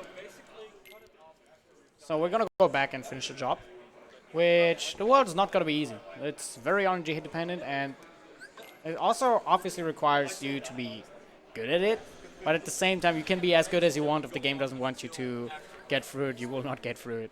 You will get DM'd by Davy Jones, which is the boss of the Caribbean, or you will just lose a lot of time on the Shipwreck Cove fight because the orbs, which are like an instant kill as you saw previously, they will just be on the wrong sides and shooting them normally takes too long. So it's all on the mercy of the game at that point for the next 5.5 minutes, something like that. Usually it's like 8. Well, yeah, but including all the loadings, it's 8. Yeah. From this point on, it's Like 5.5. I 5.5, think. yeah. We're gonna be exactly where we started off, just like in Toy Box. I'm gonna be right in front of the ship, board it, and then head to the fight immediately. You can do this move without changing the camera. That's like something Zetris would do if you would ever even touch the game. But I don't like doing that. The no camera change strats. There's no camera change straight. Destiny Islands without moving the camera. I was going to say day one without moving the camera. The Yeah. Zetra special. It is the Zetris special, yeah. Kaya does it without camera movement, for example. I try it usually, yeah. Yeah. But sometimes it fails. Well, yeah, because not the collision, but generally just the design of that ship is really awkward to jump on it. Like you see there's everything just blocks you. And you can also accidentally target the box instead of the This time it steering did wheel. not work, for example. Yeah. I had trouble with it as well. Yeah. Someone get a 20. Someone clapping in the background? No. Too. Oh, stream 2, okay. It's I not was like- 24, don't worry. No, I was like, wait, is that from the game or the 24 maybe or something like that? I'm hearing things. Dude, you got some white crabs. Nice. Sick. So this world I basically overcrapped again. can turn everything around or Yeah. or push me even more behind. So Yeah, we'll see what happens, but Shipwreck Cove is This another. is- It's like, it's actually the one last part that can deny your PB out of your influence. Other than that, it's usually, at least to some degree, your own fault if you mess something up. I'm just gonna shoot him once for a bit more. And yeah, just like in the previous boat fight, you want to prepare your gauge a little bit and try to get it as close to being full as possible. And yeah, you, by the way, don't have to do anything once you have max speed on the controller, so... Yeah, we're just gonna wait until it cuts and triggers. So yesterday in practice this went very well. Mine was fine, actually. I got a one cycle Yeah. as well, even though I don't go for it. I'm just like, oh, it's good work. So now it's very important on how the orbs spawn. This currently is very awkward, but... Oh, I got that one. Nice. Dude, nice Yeah, shot. this should be okay. It is fine. Because I got the one in the distance, that saved quite a bit. I don't know where his orb is, so I'm just going to shoot his sails. If you shoot the sails 3 times... Oh, no, it's on the other side. They'll not be able to move anymore. You also get some 5. of the gates for that. That is that. I'm going to try and shoot that one in the back. Don't turn around, please. No. Yeah, they're trolling me right now quite a bit. There's going to be a second wave here, and because I got Tidal Wave, I'm going to shoot this. Yeah, no, I'm not going to shoot that guy. I'm going to use Tidal Wave and hope that everything just gets defeated by that. You want to prepare Raging Cannons for this next phase. You also want to have a high gauge if you're going for the one cycle, but I'm not going for it, so I'm not preparing it. Someone is alive. Who's alive? Is it that guy? It is that guy. He just doesn't move. His sails are broke. I'm just gonna wind chaser soon. Whatever. That's faster than going around him. I had a very bad first fight now. That was very bad. Oh, the wind chasers! They're The too wind broken, chasers. dude. Too broke. Hey, they try their best. Wow. Okay, now I'm gonna go between the boss ship and the mini ship to try and shoot his red orbs. The red orbs have more health than the normal ones, so you have to shoot them more. And yeah, you want to try and get Raging Cannons again, but it most likely won't work, which is like, for me... Whoa! Whoa. What? Okay, nice. That good, was one yeah. cycle that was not planned. Very good. So usually the way you plan out for this to be is the way Kaya does it now. He almost has a filled gauge, so Yeah, he's but gonna I probably won't kill this one. Wind chasers are strong. You're gonna obliterate Okay. that, yeah. It might even hit the orb. So the way you usually prepare for that is the way Kaya does it right now. He has almost a filled gauge and Raging Cannon, so he's gonna shoot the first 3 orbs. The fourth one he's just gonna touch a little bit, but then he's gonna let go of it and just aim into nothing. Probably, yeah. And now he's gonna shoot that off because it's almost done and go for Raging Cannons again. Yeah, this was pretty smooth. Yeah, that went really well. Nice, 2 1 cycles. That's actually pretty good, cool. yeah. This is way harder than it looks because you have yeah. like 10 seconds until he's teleporting. Kaya made it look really easy. But you can also stun lock the main ship with Raging Cannons sometimes, but it's not quite consistent. So in this fight as well, you want to shoot the red orbs because you're gonna get Raging Cannons for the Kraken, and that just shreds through itself. It's ridiculous. The tentacles, the blue ones, they absorb all the damage except for Raging Cannons. Raging Cannons is how to remove them. Hey, nice! You're blocking my way. So you can't hit him as long as the Flying Dutchman is in front of him. So I'm gonna use Raging Cannons to give myself a big window, and then just hold on to the Kraken. He takes a lot of damage from that. This is, by the way, another one of those cutscenes. In this case, it's if you're holding R2 after the cutscene skip, you'll get a shot out and be on cooldown, but the shot doesn't actually exist. So you just get the cooldown for nothing, basically. It's weird.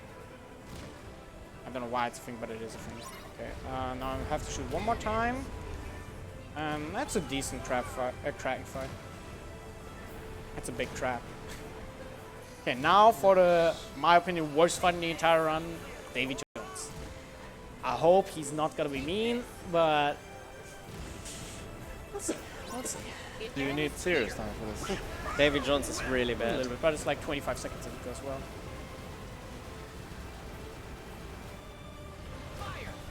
Yeah, so you stun him with a hit, go for some fires. Do something. Yeah. Then you want to stun him again into more fires. This looks Then- very good. Yeah, then after the Faraza. Oh, this is a... Wait. I can save it. I can save it. Goofy. Good. I think he does not need it. Good. I got him here. He's gonna launch. Gonna get... Yeah, so ideally you want to do... Good.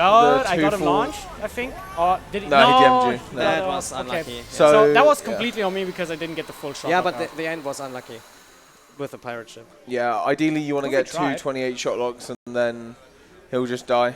It's really hard to get both 28s though. Yeah, I just pressed the X button a second too early. So this one was completely on me.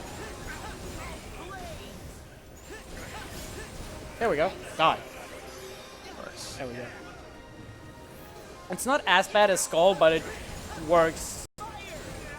It has a lower success rate than Skull. I might What get you it. also don't want to have is what Kaya had at the very end, but it happened at the very end. Where is he? Yeah, right above you. That's Oh my what you God. don't want to. That's such a good idea, dude. I never thought of that. Dude, arrow. Awesome. Oh, the classic. Oh, no. Jiggle him. Oh, he's jiggle. It did not work. He's juggling. Come on. Oh my god. This is insane. Completely nice unintended. improvised. Nice improvised fight. That was so good. Yeah, I did not know where he was for the second 20. That was so good. So when you missed him with the second hit from the bottom, I was like, yo, that's it. He's not going to get this. Yeah, As He's soon doing as the he's ping pong. That's like was good. all we basically as wanted. soon as he's hitting the ground, you have no chance of killing him. Yeah, Because then once he's he hits the teleporting. ground and the party members don't, the party members don't tag him anymore, he's just gonna DM and whip out Wow. his tentacles. I got both DMs. You did get Like- both DMs. Yeah, Skull and Yeah. Davy Jones. How on the me. hell are you in the lead? I don't know. Because of gummy, Gummy skips, skips, yeah. mostly. That lost me almost 2 minutes alone. So this fight used to be very inconsistent, but now it's actually fine. I actually had a very weird fight yesterday where he just completely choked me. What we're gonna do is we're gonna bring him to about this health and get Dark Faraga, and then just wait for him to turn yellow again, which can take a while. It can take longer than I have my Dark Faraga, which would be very unfortunate, but maybe, yeah. So I'm gonna pop Dark Faraga, do a lot of damage. 3 Fandagas, Fandaza, and use the Sora command. Sora. Yesterday I just trolled him because he went red immediately after going yellow again. Like I didn't even have the chance to pop my Dark Faraga. And now anti-aqua. Yeah. Unfortunately, that fight is over if you blink. Well, yeah.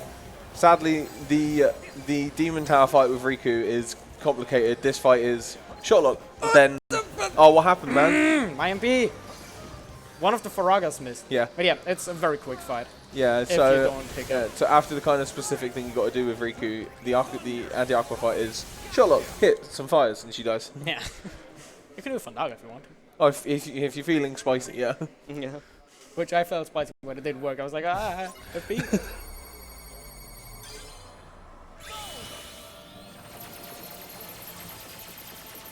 Yeah, and you want to wait for her to... Damn. What? Oh, she just didn't get staggered, okay. Yeah, that can happen. It's pretty unlikely to happen, but it is possible, as you see. Power chip! Oh, Yeah. Nice. dude, the second power chip save. That could have been it. Yeah, now we're gonna get into a bad fight. Vanitas. He thinks this is BBS, so he's just gonna juke us. Wait, what are you talking about? He at least takes the damage in this version. Not No, every time. not anymore. He stopped doing that. Oh wait, no, did he, they change it? he realized, wait, what am I doing? And now, oh, whoa. Okay, you can skip the latch grab here, but I didn't get it. He also It's sometimes whatever. does not want to get staggered at all. Yeah. Oh, that's normal. He literally says, nope. Yeah. Aqua's a good character because she has... Um, Wait. I was about to say she has fire on triangle as well, just what like did I you have it. But then I realized, wait, she doesn't. That is Kiraga. And yeah, you were supposed to spam fires, then shotlock, then fires, then shotlock. Yeah, I'm doing that. He's pretty small. There, nope. Just eat the shotlock. damn. That was a very low amount of hits. What? I used Kiraga again. What am I even doing? You do this on purpose. No. I keep beef. forgetting that Aqua has a different... I don't even know why I'm pressing triangle, not circle. Okay, Yeah. whatever. It's fine.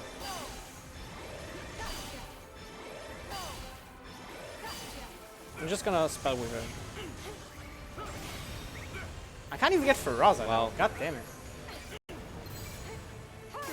Stop it.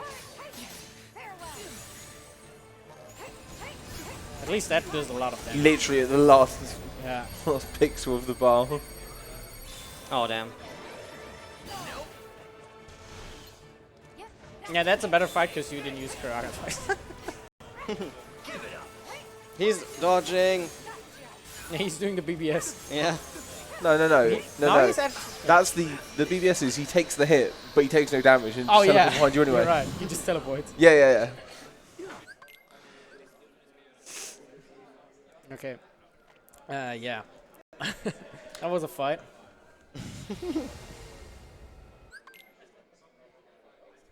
Okay, so now it's like technically it's- the last RNG based fight. Yeah, we have... The next one. I don't think there... Do we have any donations or something? Because we have like 2 minutes.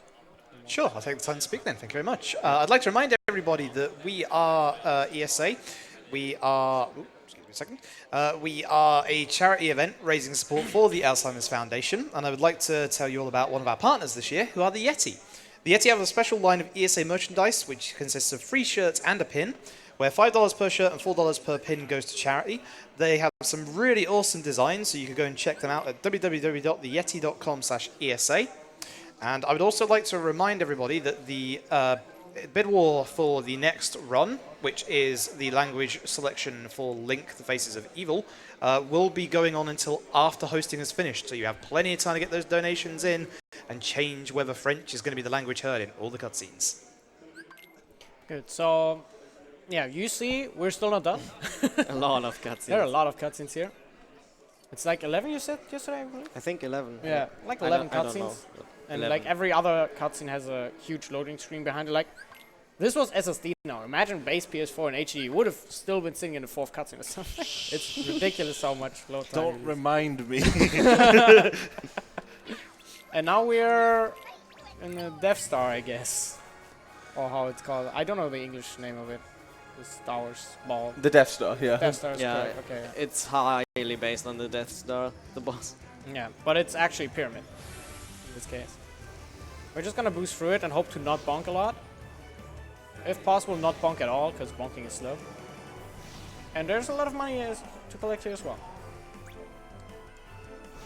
And this going mission also consists of one boss that we can start the skip on him, but we cannot complete it because that guy is surrounded by a wall. Like, it's a closed-off area in which we're fighting. It opens up after the battle. So if we don't fight him, we just aren't able to leave. When you have the first phase where you shoot the cannons, usually you deal way more damage if you hit the face of the enemies. It doesn't matter what enemy you, what boss you're fighting, as long as you're hitting the face, they're taking extra damage, like insane amount of damage. And I'm trying to take out the cannons here just so they don't disturb me. And now he has like 8 parts or something like that. I don't know how many exactly it is. And you try to destroy every single one. Each of them, they share a health bar, but they pretty much have their own part of that health bar. Like once you will go by a certain amount of health, you will have to attack the next one to deal proper damage because they will take way less. Now it opens up, and we can go to the Keyblade Graveyard. But we're not going to be that long. I almost tried to skip the cutscenes. What? You're skipping cutscenes before you even get into the... Yeah. Before you get into the cutscene skip. Yeah. You mean watching it? Yeah. Yeah, that was the last going mission as well, so now we Yeah, this is the final have war. the last big loading screen as well. So, yeah, now it's getting in a little bit more... There's more action now. Fandaza first strike is good. Yeah, so this is just a large fight with a bunch of Heartless, much like the 1000 Heartless fight, but there's maybe a few more than 1000 here. Yeah. just a few. Maybe. So what we want to do is use one set of Fandagas until we are out of MP, then use an Ether, summon Meow, do 3 jumps, which charges up Meow fully, like you see, increases in size, and then do the Flate Dash. We're going to do that twice, and then we're going to do 2 jumps into the Flate Dash, followed by a finish just before it runs out. Those are actually pretty good, the Flate Dashes. And like right before it runs out, I'm gonna boop, pop him. Oh, I knocked over the rock troll. Nice. I was going to say, I was like, where'd he go? Unfortunately, he didn't despawn. Sad. He has a lot of health here as well. Some people will just ignore him, but I think he's a very big nuisance, and while you're killing him, I think it's actually better to kill him. So I just do it. And now we're gonna continue spamming Fandaga until we use our last Ether. Which I have one more Ether. Gonna run around a bit. Spend some more Fandagas. Use my Ether now. Then we're gonna use one Fandaza. Head over here, use a Rosa, and well, I didn't want to use it up there, but it's fine. There weren't a lot of Heartless anyway. Now we're gonna do the same thing as earlier. If possible, we'd like to get the mountain coaster thing, which we saw during Rock Titan, during the first Deflate Dash, but I will get it pretty late apparently. I'll get it during the second one, hopefully. Please? Maybe? Come on! Okay. Maybe during the first, as long as it happens during Meow, it's fine. Afterwards, you're losing a lot of time. There we go, mountain coaster. Very late. I might not get it during Meow. I'm a lot under damaged. And now, contrary to earlier, we're not going to finish immediately because that loses us 2 minutes. We're going to shoot the mob of Heartless until the game tells us to press triangle. If we do it too early, you lose 2 minutes. I almost mixed that prompt up with the triangle command. I did it twice and lost two The like 2 15 minutes. frame animation on that Reaper is so good. Yeah, it's so weird. Like, they're like, oh, we can have so many enemies in there, and then they have like 10 frame PNGs. Yeah, I was gonna say they're running at like 10 frames. And I think they're not even like really modeled, just like the background. Oh no, oh there we go. That I was did not get it very during low. second Meow. This is like worst case.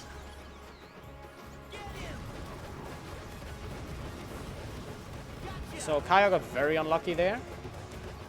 Because usually you get it, you want to get it during the first Deflate Dash, but usually you get it during the second one. However, it's not consistent as you see. So, Yeah, this is like yo, a nice. huge RNG based fight because of how many shadows spawn in at the right Yeah, times. you can lose like 30 seconds just to the game being. This definitely lost 35 or something to Yeah, PB. definitely.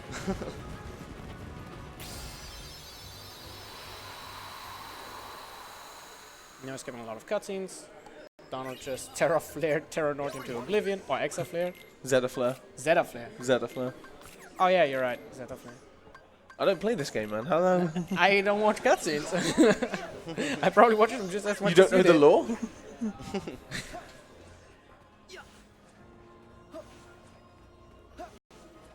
Something like that. So now we died. We're dead. We're a ghost. No, he just lost his heart. Shh, calm down. Or Denny Fat. Quite literally, but in blue. We have to Now revive we ourselves have- now. Literally pull ourselves together. We have to collect a lot of our fragments. And you'll see it later on, but right here we collected now 11, 12, 13, I don't know how many. And Sora's Hat is back. And we're gonna progressively get more and more of our power back. In total, we'll have to collect 111 in the second section now. And this section, for the longest time, it actually didn't have a route. We have the route for a few months now, but it took us quite a while to come up with something good here. Because there are more than 111 than what we need. The max amount you can get is 333, because after that the game just kicks you out of this section. You get bonuses at 222 and 333 HP bonuses. But yeah, the game kicks you out at 333, but there are way more than that. We're gonna go here, collect these few. I don't know how to get that one, but then we're gonna hit this cube to rotate and need to land on that rail. It looks pretty easy to land there, maybe, I don't know.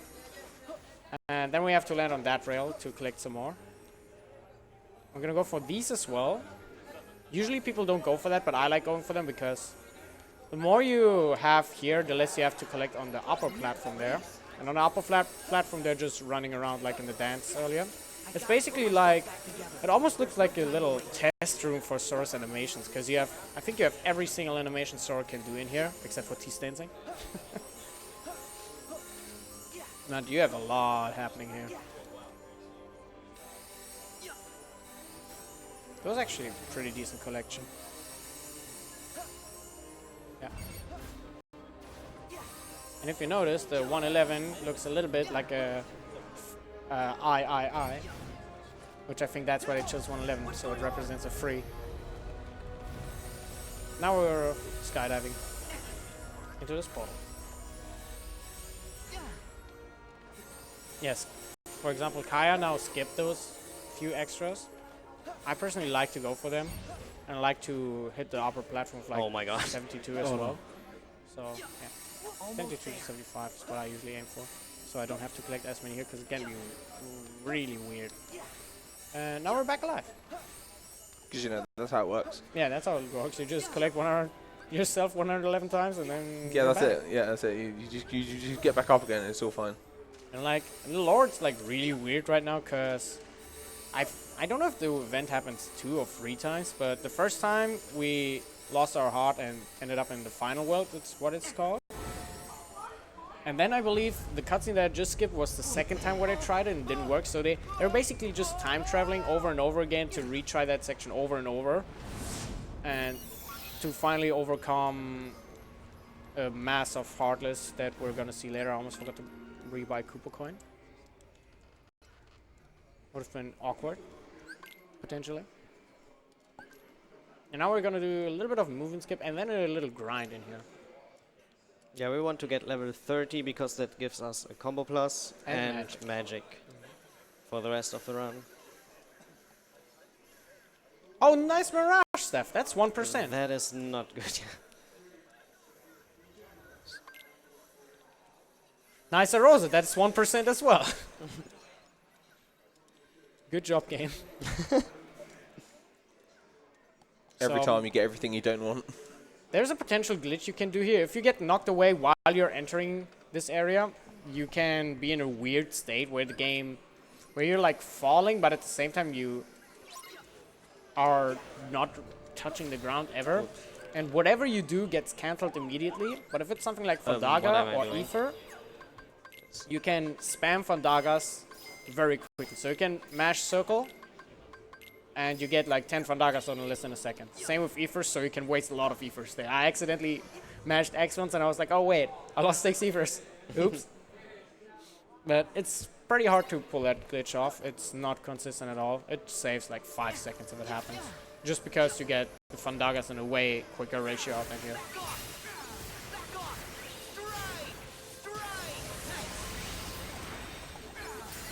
Yeah, so even though there's a save point there and he's used all his he uses most of his MP, every time you re-enter this skydive into the portals, you get refilled on everything.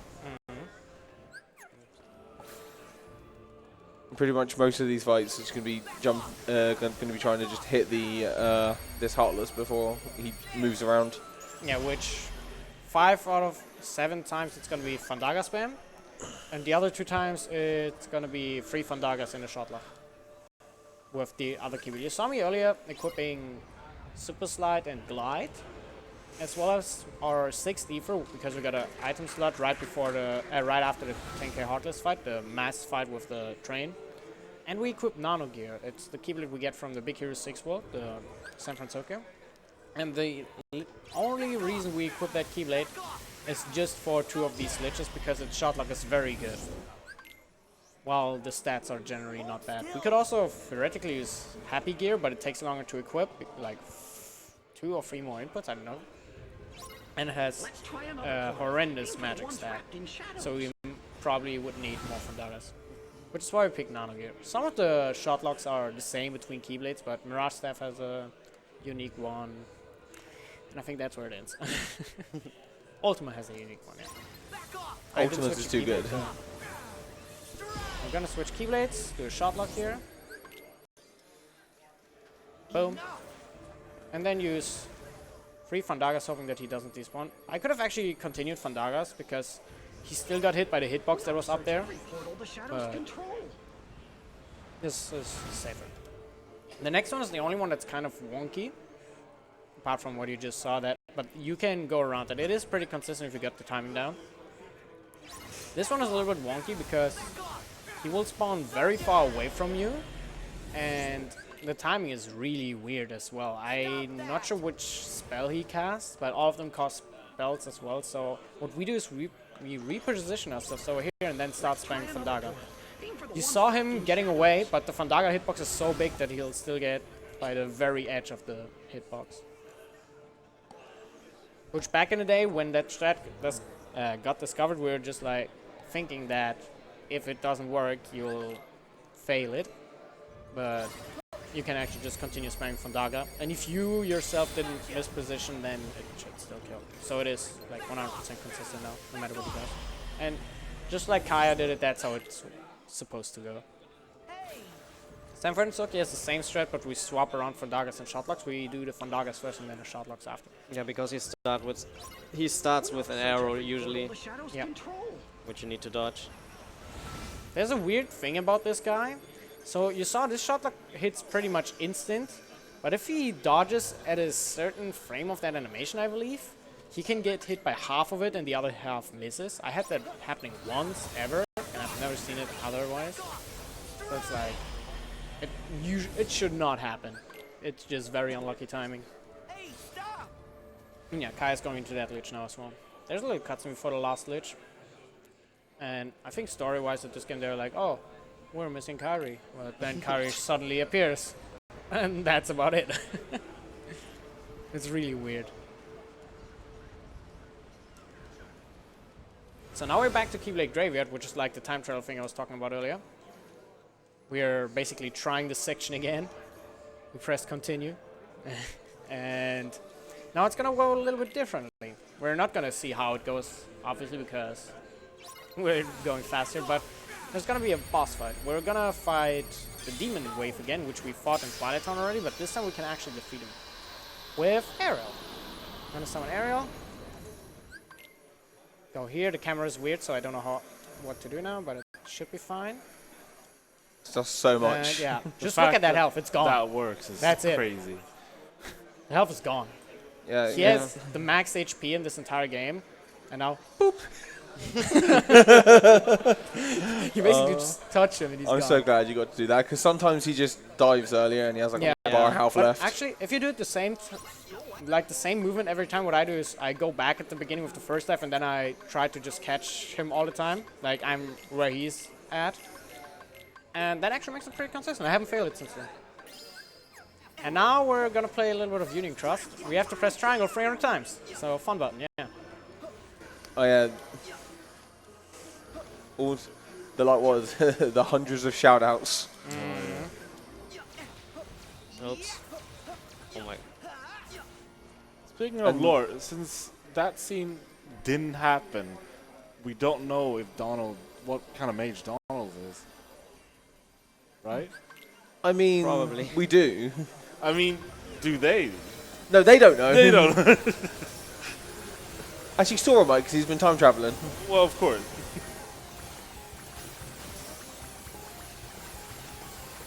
So you actually have to hit triangle in a rhythm here. It's like, it's a very fast rhythm, but you cannot mash it. If you mash it, you're gonna most likely miss some and lose time. And at this part, Yay. little fun fact of my, oh my god, what is he doing? Okay. Fun fact of my, and I think Spike, Vegeta's casual playthrough. We're just sitting here, didn't know that we can dodge, mashing triangle. And we're like, oh, this is so cinematic, you cannot die. And then we died and had to redo this. And we're like, oh. Because I just had no idea how to dodge it, but you can just move around. It doesn't tell you that you can, but it does say avoid them, so. Oops, oops. And yeah, now there's gonna be a huge barrage of those shadow ops, so it's unlikely that I'll dodge them. God. Just press triangle to win all day, dude. Yeah. And now the final triangle press.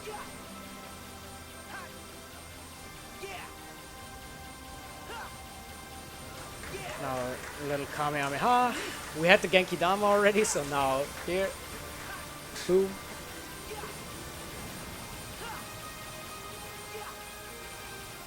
Just explodes. And we get Kiraga from that, because that makes sense.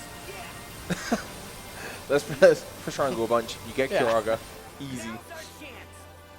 And if you played Union Cross, you are able to play a few minigames to get this Keyblade.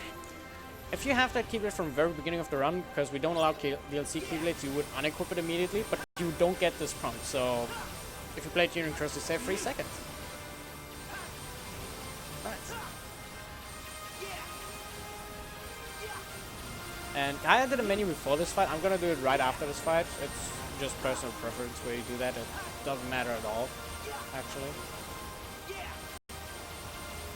And we go into abilities, equip compass, withstand combo, eat the crab, but we usually eat them later so we can quit out immediately. And upgrade our water and arrow spell, because we need Aeroga and Water Guard for some of these fights. Now we have the choice between 2 fights, the left one with where we're helping Riku, or the right one where we're helping Mickey. And we're gonna go with Riku first. It's personal preference where you go. I like going here first because that fight gives you an MP boost at the end. But it doesn't matter that much. At the very beginning you spam Fandaga to advance the cutscene. What I'm gonna do now is I'm gonna do 1 combo Faragas on Zigbar. I didn't have enough MP. Nice. I'm gonna do some of Faragas here. 1 more. Wow. Nice All situation 3. commands. Yeah. That is really And lucky. now I prepared Zigbar. Like, the Organization 13 fights are all about preparing one guy and then defeating the other one. And you're usually defeating the guy that is weird to kill. Like, you prepare one guy that you know whose DM is takes a little bit. In this case, Zigbar, because he just stands in the middle. And Riku, the Riku data we just fought has a really weird DM, so we just prepare, we defeat him before Zigbar.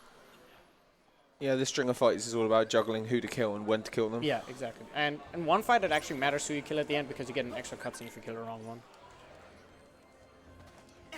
Oh, I guess I need to get through the door before it closes. And yeah, Sora's like very smart here. States the obvious that he needs to get through the door before it closes, not after. Makes sense, yeah. This fight we have Malusha and Larxene.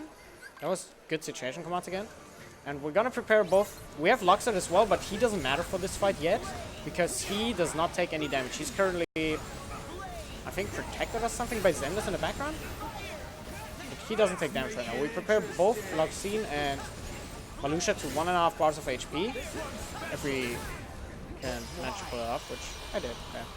Boom. We can't get more because on the orc fights it's usually that if you deal more damage than intended, they will just come back with a certain amount of health. In this case it's 1.5 bars, so it's not necessarily to do more damage than that. Now we had to find Luxord. I fortunately saw him during the cutscene because he was the card right in the middle. And what we do is, because we have Magic Galvanizer, which, as said earlier, the further we are into the combo, the more damage our magic does. And with full magic, full MP blast, it's... Oops, that was not what I wanted to do. That Fandaga didn't just do damage, did it? What? That Fandaga did not just do damage, did it? I don't know. That looked really weird. I mean, should have done damage? You were supposed to use a shot lock, but I forgot. So I just improvised. It's fine. Don't worry about it. But yeah, with Magic Galvanizer, the later you are into the combo, the more damage your magic does. And Force Ring, which you picked up in Arendelle, has a little ability that is very useful here called Full MP Blast, which means if you're at full MP, your magic does more damage. And that with Magic Galvanizer just adds up to a massive amount. And because Luxord despawns if it takes too much damage, we have used the fact that we can just one-shot him basically if we prepare our combo. Which is also why we need the combo plus, so we get 5 hits, and the Faraga finisher is the 6th hit, as late as possible, to get as much of the benefit of Magic Galvanizer as possible. And now we have Kari and Sykes. Shion and Sykes. Kari and Lee help us. Yeah. You cannot hit Sykes until he lands, which is why I waited a bit. Yeah, so all you're trying to do here is you're trying to make sure that Sykes' berserk gauge fills. You just bash him with fires until it fills, and then he'll go in the middle and he'll start a move that you can't do anything about. I'm just gonna wait a bit. Shion is there. Lee and Kairi despawn because they don't have animation for this, so it's just us with Sykes. And yeah. You didn't get told to stop, dude. Yeah. He didn't Stop start it. stopping. He didn't start stopping, dude.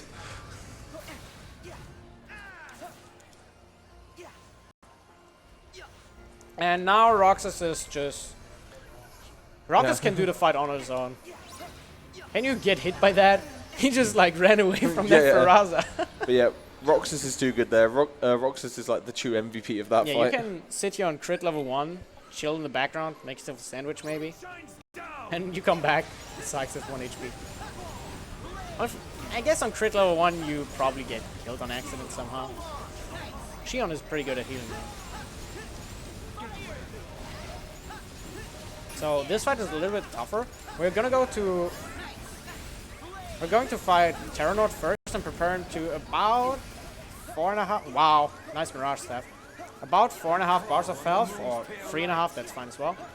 And then we're going for Vanitas, because his DM is weird. Oh, what? Oh, it's Mirage Staff, not Rage Form. Good. Time loss ahead. Yeah. And, hit him! Thank you. So, Vanitas' DM, he can be damaged during that, and Terranort can't. But it's still better to have Terranort for late, because he does take damage before the DM, and if you kill Terranort second, you have one cutscene that doesn't exist. Usually, because Terranort has, or Terra, who's like inside Terranort, has extra cutscenes, so you just have Vanitas in the middle if you don't kill him last. I bet you shouldn't have switched Keyblades. I'm just gonna do it in the beginning. So one thing I don't like right now is I have Mirage Staff. And I really don't want that. It's only good in Monstropolis, that's it. What do you want to do at the beginning of the fight? Once you do enough damage on all 3 of them together, this cutscene plays. And now there's the Keyblade Storm. In this fight, it's actually very important to... Like, this is the most important fight to prepare the enemies properly. Oh my god, this is gonna be awkward. Yeah. That was whatever. And now we have clones. Whee! Ow. And yeah. What we want to do now is we want to prepare Ansem to 3.5 bars or less. Young Xehanort to 1 bar and defeat Xemnas afterwards. The problem with Young Xehanort is he likes to suicide into Faragas, so I usually like preparing him after Ansem, and I think this time it was Ansem who, Xemnas who tanked it. I'm not sure. This is one of the fights where you need the Koopa coin for because we just want to go crazy here. It is possible to kill them before they teleport, which they will do in a second or two, but it's fine. I'm just gonna bully Xemnas a little bit. Oh, teleport. Thank you. So now I have to do 1 or 2 more Faragas on Young Xehanort because he has too much health. Now I go to Xemnas, hope that Ansem doesn't hit me. He did. And now I should kill Xemnas and hope that, good, no one came in between. What I'm gonna do now, because Young Xehanort and Ansem have both low health, I will use 3 Faragas and Fandaga on Young Xehanort, and then Faraga combo the shot lock on Ansem to defeat them before anything goes wrong. Did you get the combo right, Kaya? No, I had commands earlier that I had to use. Oh, but you did get the combo, right? Yeah. So what Kaya did is something I tried as well. Use Faraga, then 2 water gas into Fandaga and Faraga. And like that, you could potentially get 4 different Grand Magic commands. Oh, what? No way. Oh, didn't get the magic carousel. And yeah, that would give you a lot of situation commands, which gives you Young Xehanort suicided. Oh, the meat shield. which gives you a bigger or higher potential to. That is bad. I'm just gonna shot lock. Nice. Give me a situation command. Do what? I can't. I don't have MP. There we go. That took way too long. That was terrible. I have to tank one because one of them suicided. The reason we want to kill Xemnas first is because, as you see right now, he has to tank the Keyblade Storm. Kaya has to tank it because Xemnas is the only one who, during the Keyblade Storm, cannot be hit whatsoever. At least I haven't found a way of hitting him at all. I think he is completely invulnerable as well. That was unlucky. Which is why we prepare Young Xehanort and Ansem just so that exact thing doesn't happen. But it did happen, unfortunately. Young Xehanort is like really agile. He just goes in front of it. And now we're at Scarlet Callum. Scarlet Callum. Do time for the hardest fight. Yeah, time for the hardest fight. If you blink, you miss. The hardest by far. Yeah. So what we're gonna do is press square 4 times and then triangle. Oh, word. Yeah, there we go. Easy. So that works because you're basically hitting a. They all share 1 health bar, and by hitting all of them at the same time, it just destroys them. You could also theoretically use Fandaga, but they have a high thunder resistance, so we use Aeroga. And I think Aeroga is actually still better because it whirls them around, so they keep being stun locked instead of just flinching. Yeah, because it spins them around. Yeah, exactly. It looks fun. It does look So fun. now there are 4 different patterns. He gave me okay, I know which pattern it is, but I started wrong. Actually, it works. I air split too early, but it's fine. He's going to attack 5 times. 3, 4, 5. I didn't Ether, which is bad. Yeah, that's whatever. So I got the Emp now. Wow, that hit. Nice. That did hit. Wow. But it didn't do damage. This is what we want to skip, basically. Yeah, you want to skip that, but I messed up the beginning and then I didn't dodge his orbs, so we're gonna watch his fire pillars. I hope that's the only fire pillar we see. It is, yeah. Nice. Okay. I got the dash, which is free. Yeah, the dash is the best thing you can get there.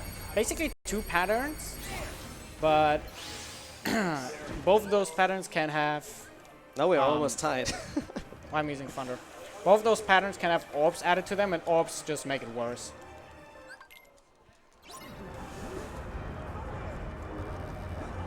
I'm short on ethers. Like, not too short, but I only have 4 left. It should still work, but... Yeah, so right here we want to use 3 fires and an arrow to stun lock him, basically. And, yeah, we both got it correctly. Otherwise, he would teleport far away and give us a fire pillar. And now... That was a little bit late, but it should work. If you get hits more... Yeah, good. So... This strat is basically stun lock him with Thunder, do just enough damage so that a full shot lock kills, and then finish him off. Yeah. That strat was discovered by accident as well, because someone was like, I don't like just waiting for him. He just stunned him immediately. I was like, oh, that's cool. And we developed that into this strat now because we started using Thunder. So you saw me keeping the one of the Thunders on base Thunder and not Thundara. I never upgraded it, just for that fight. Mirage stuff, thank you. Oh, what? No.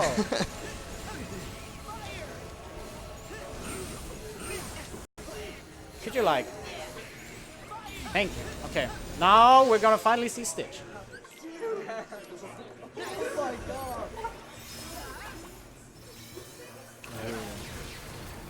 Tech, get ready on time here soon. No, not yet. Not yet. There's still a bit to go. Oh through. my god, we're... I didn't see your what? Yeah. Okay. It depends on Come IGT on. maybe. You're a bit ahead, like 5 seconds. Press triangle. Quickly. Yeah. Okay, that is... I didn't know. What happened in Final Xehanort? What Oh happened? my god. Oh my god, dude. This is like 5 seconds apart now. Yeah, at least IGT-wise. RTA-wise. Yeah. So. What happened on your first fight? so that like- was so quick. So like. I got Mirage stuff only. But that's bad. Like, that, Yeah, how I did you know. save that? Else we would be exactly tied, I think. I think maybe you would have been ahead as well. Okay. So now, The controller died, talks to you now. Yeah, the controller talks now. Yeah, And this is a decent time for a marathon. Like Yeah. a 3:14-ish. oh, it's too quiet. Wait. There. There you go. And you're revived by Yeah. pressing X a few times. The only game I've ever seen which uses the speaker on the PS4 controller. Okay, And this of all is- things, it's this for is- Donald and Goofy Okay, now to talk to you. get ready on time now Yeah, for Team 1 and Team 2. yeah. Team 1 and Team 2. Hell yeah, dude. Those are 3 people. No, we kind of did like Oh, share. yeah, okay. So like You press basically, triangle once.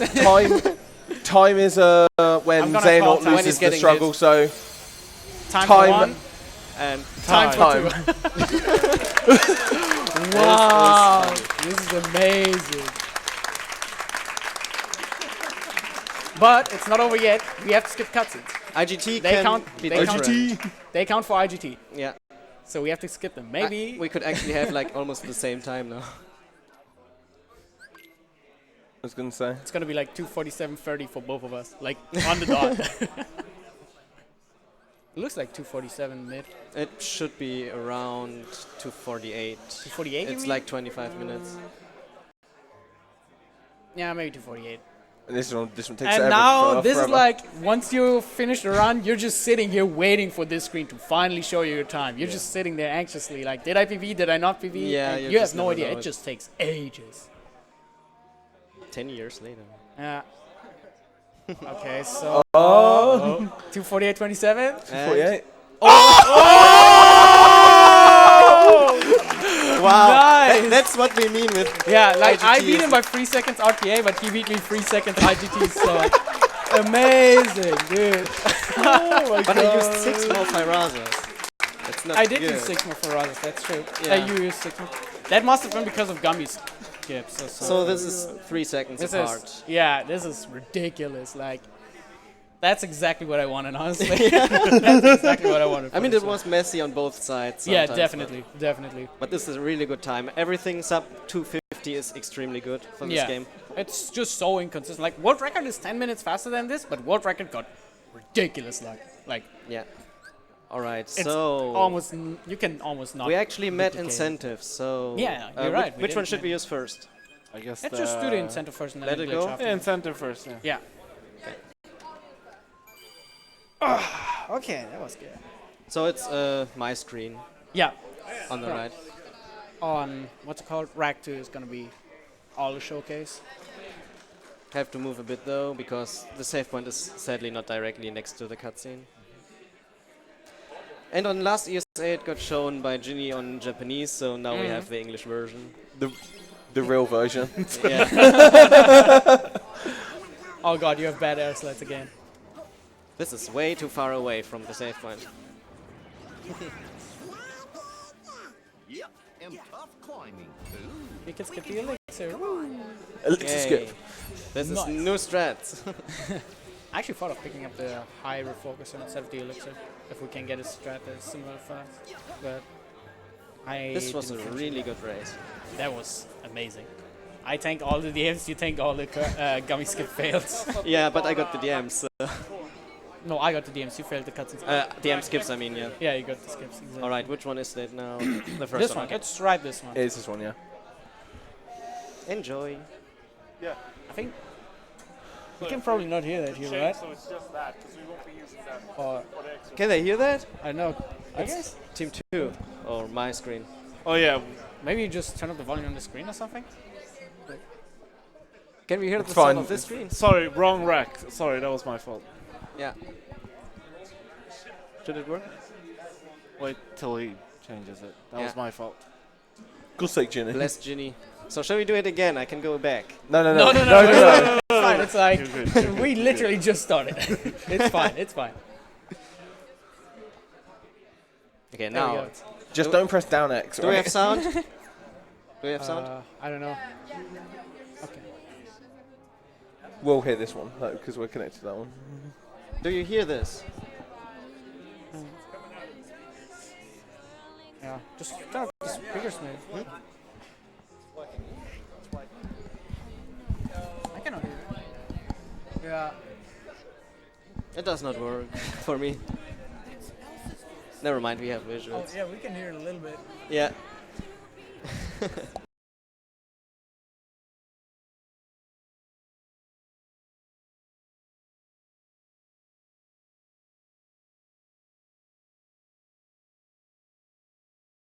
Don't hold him back Anymore. Let it go. Let it go. Turn away and slam the door. I don't care what they're going to say. It's a storm rage on. Never bothered me anyway. What's actually funny about this is that they fixed the animation error at the end.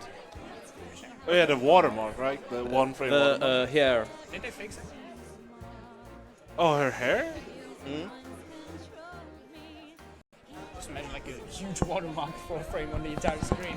It's on her arm. Oh, karaoke percent. Nice.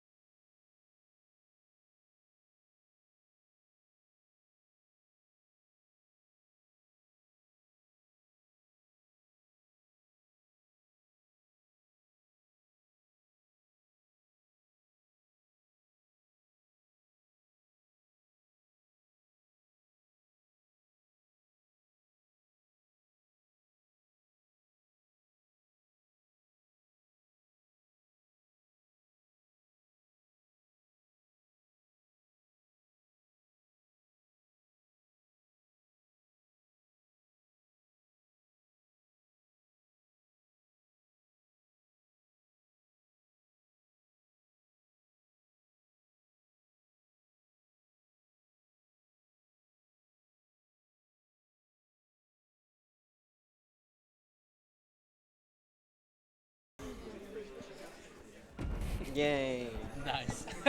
Also, I just got the idea that we have theater mode in this game, so I didn't even have to Yeah. make a save.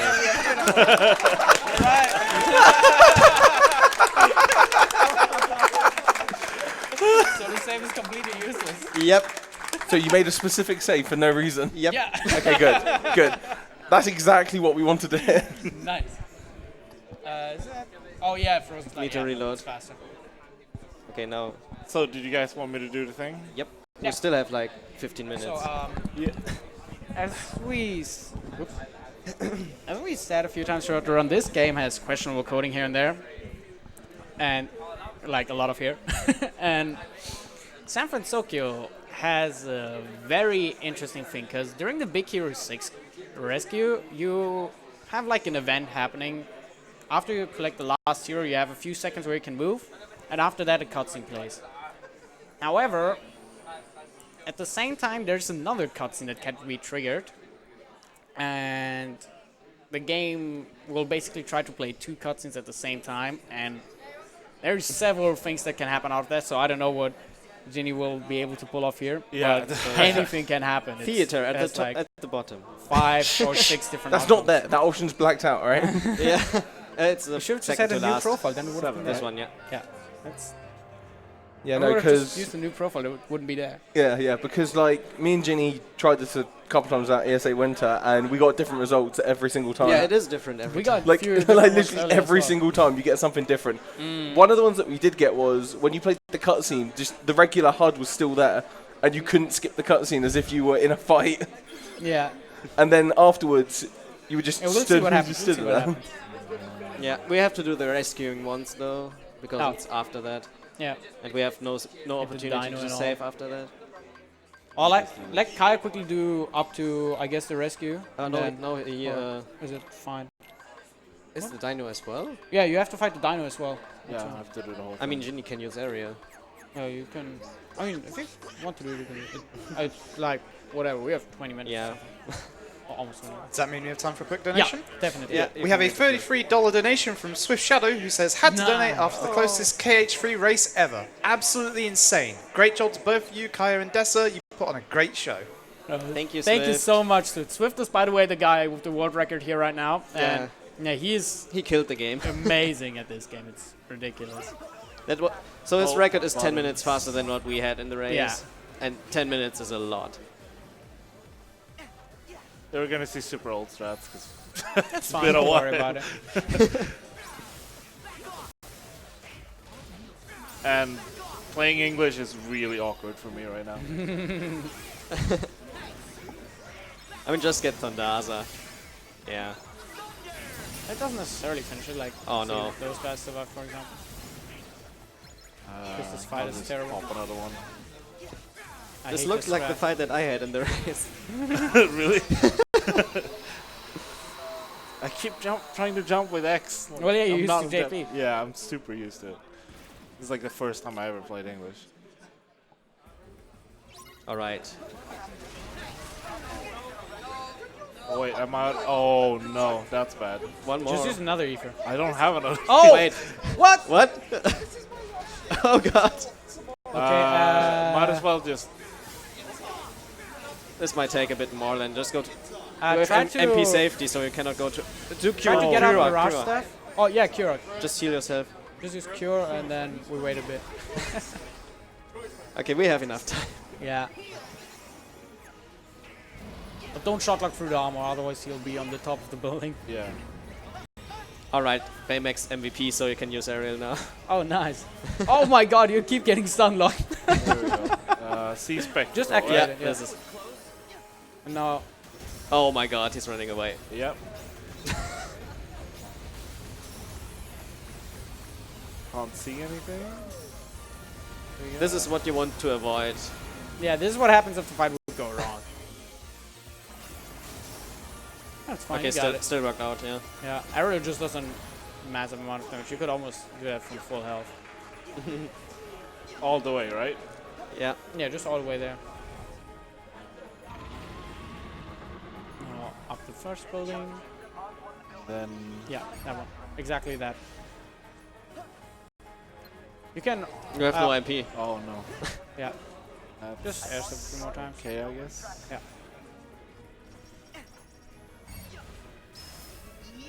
All right, okay. Yes, Ginny. Woo! Go Baymax. Probably faster than my PB anyway. All right, the rescuing now, and then we can show it.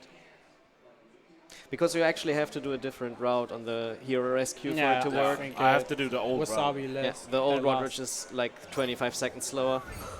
Oh, you have to do this as well. Yeah. Yeah, you have to do Yeah, quite this a is like bit. 40 seconds. Can't do it. Wait, what? Oh, we don't have that? Okay. No time. Oh. Yeah, so No, that's fine as well, I guess. It's okay. The problem with this thing anyway is that it is very hard to get. And if we would fail, we would need way, and we need to do all of that again. So All right. yeah, no, it's fine. It wasn't planned anyway, so we just Yeah, it was wanted to extra. see if it works. And All okay, right. but yeah, Then thanks for watching, everybody. yeah. Thanks for We having us. enjoyed it. Yeah. And Thanks If for you having wanna us, learn- ESA.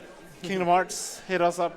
yeah, You we can have find a the Discord for the speedruns as through- well. We have for like every single game is basically for every single game we have someone who knows his stuff in that Discord. So if you want to run any of the cage games, you can just enter the Discord and yeah, just go ahead, ask, do rounds, whatever. People Big are shout really outs to the helpful. community Yeah. and And shout out thanks to for the watching. community. And yeah, thanks for having us here. And yeah.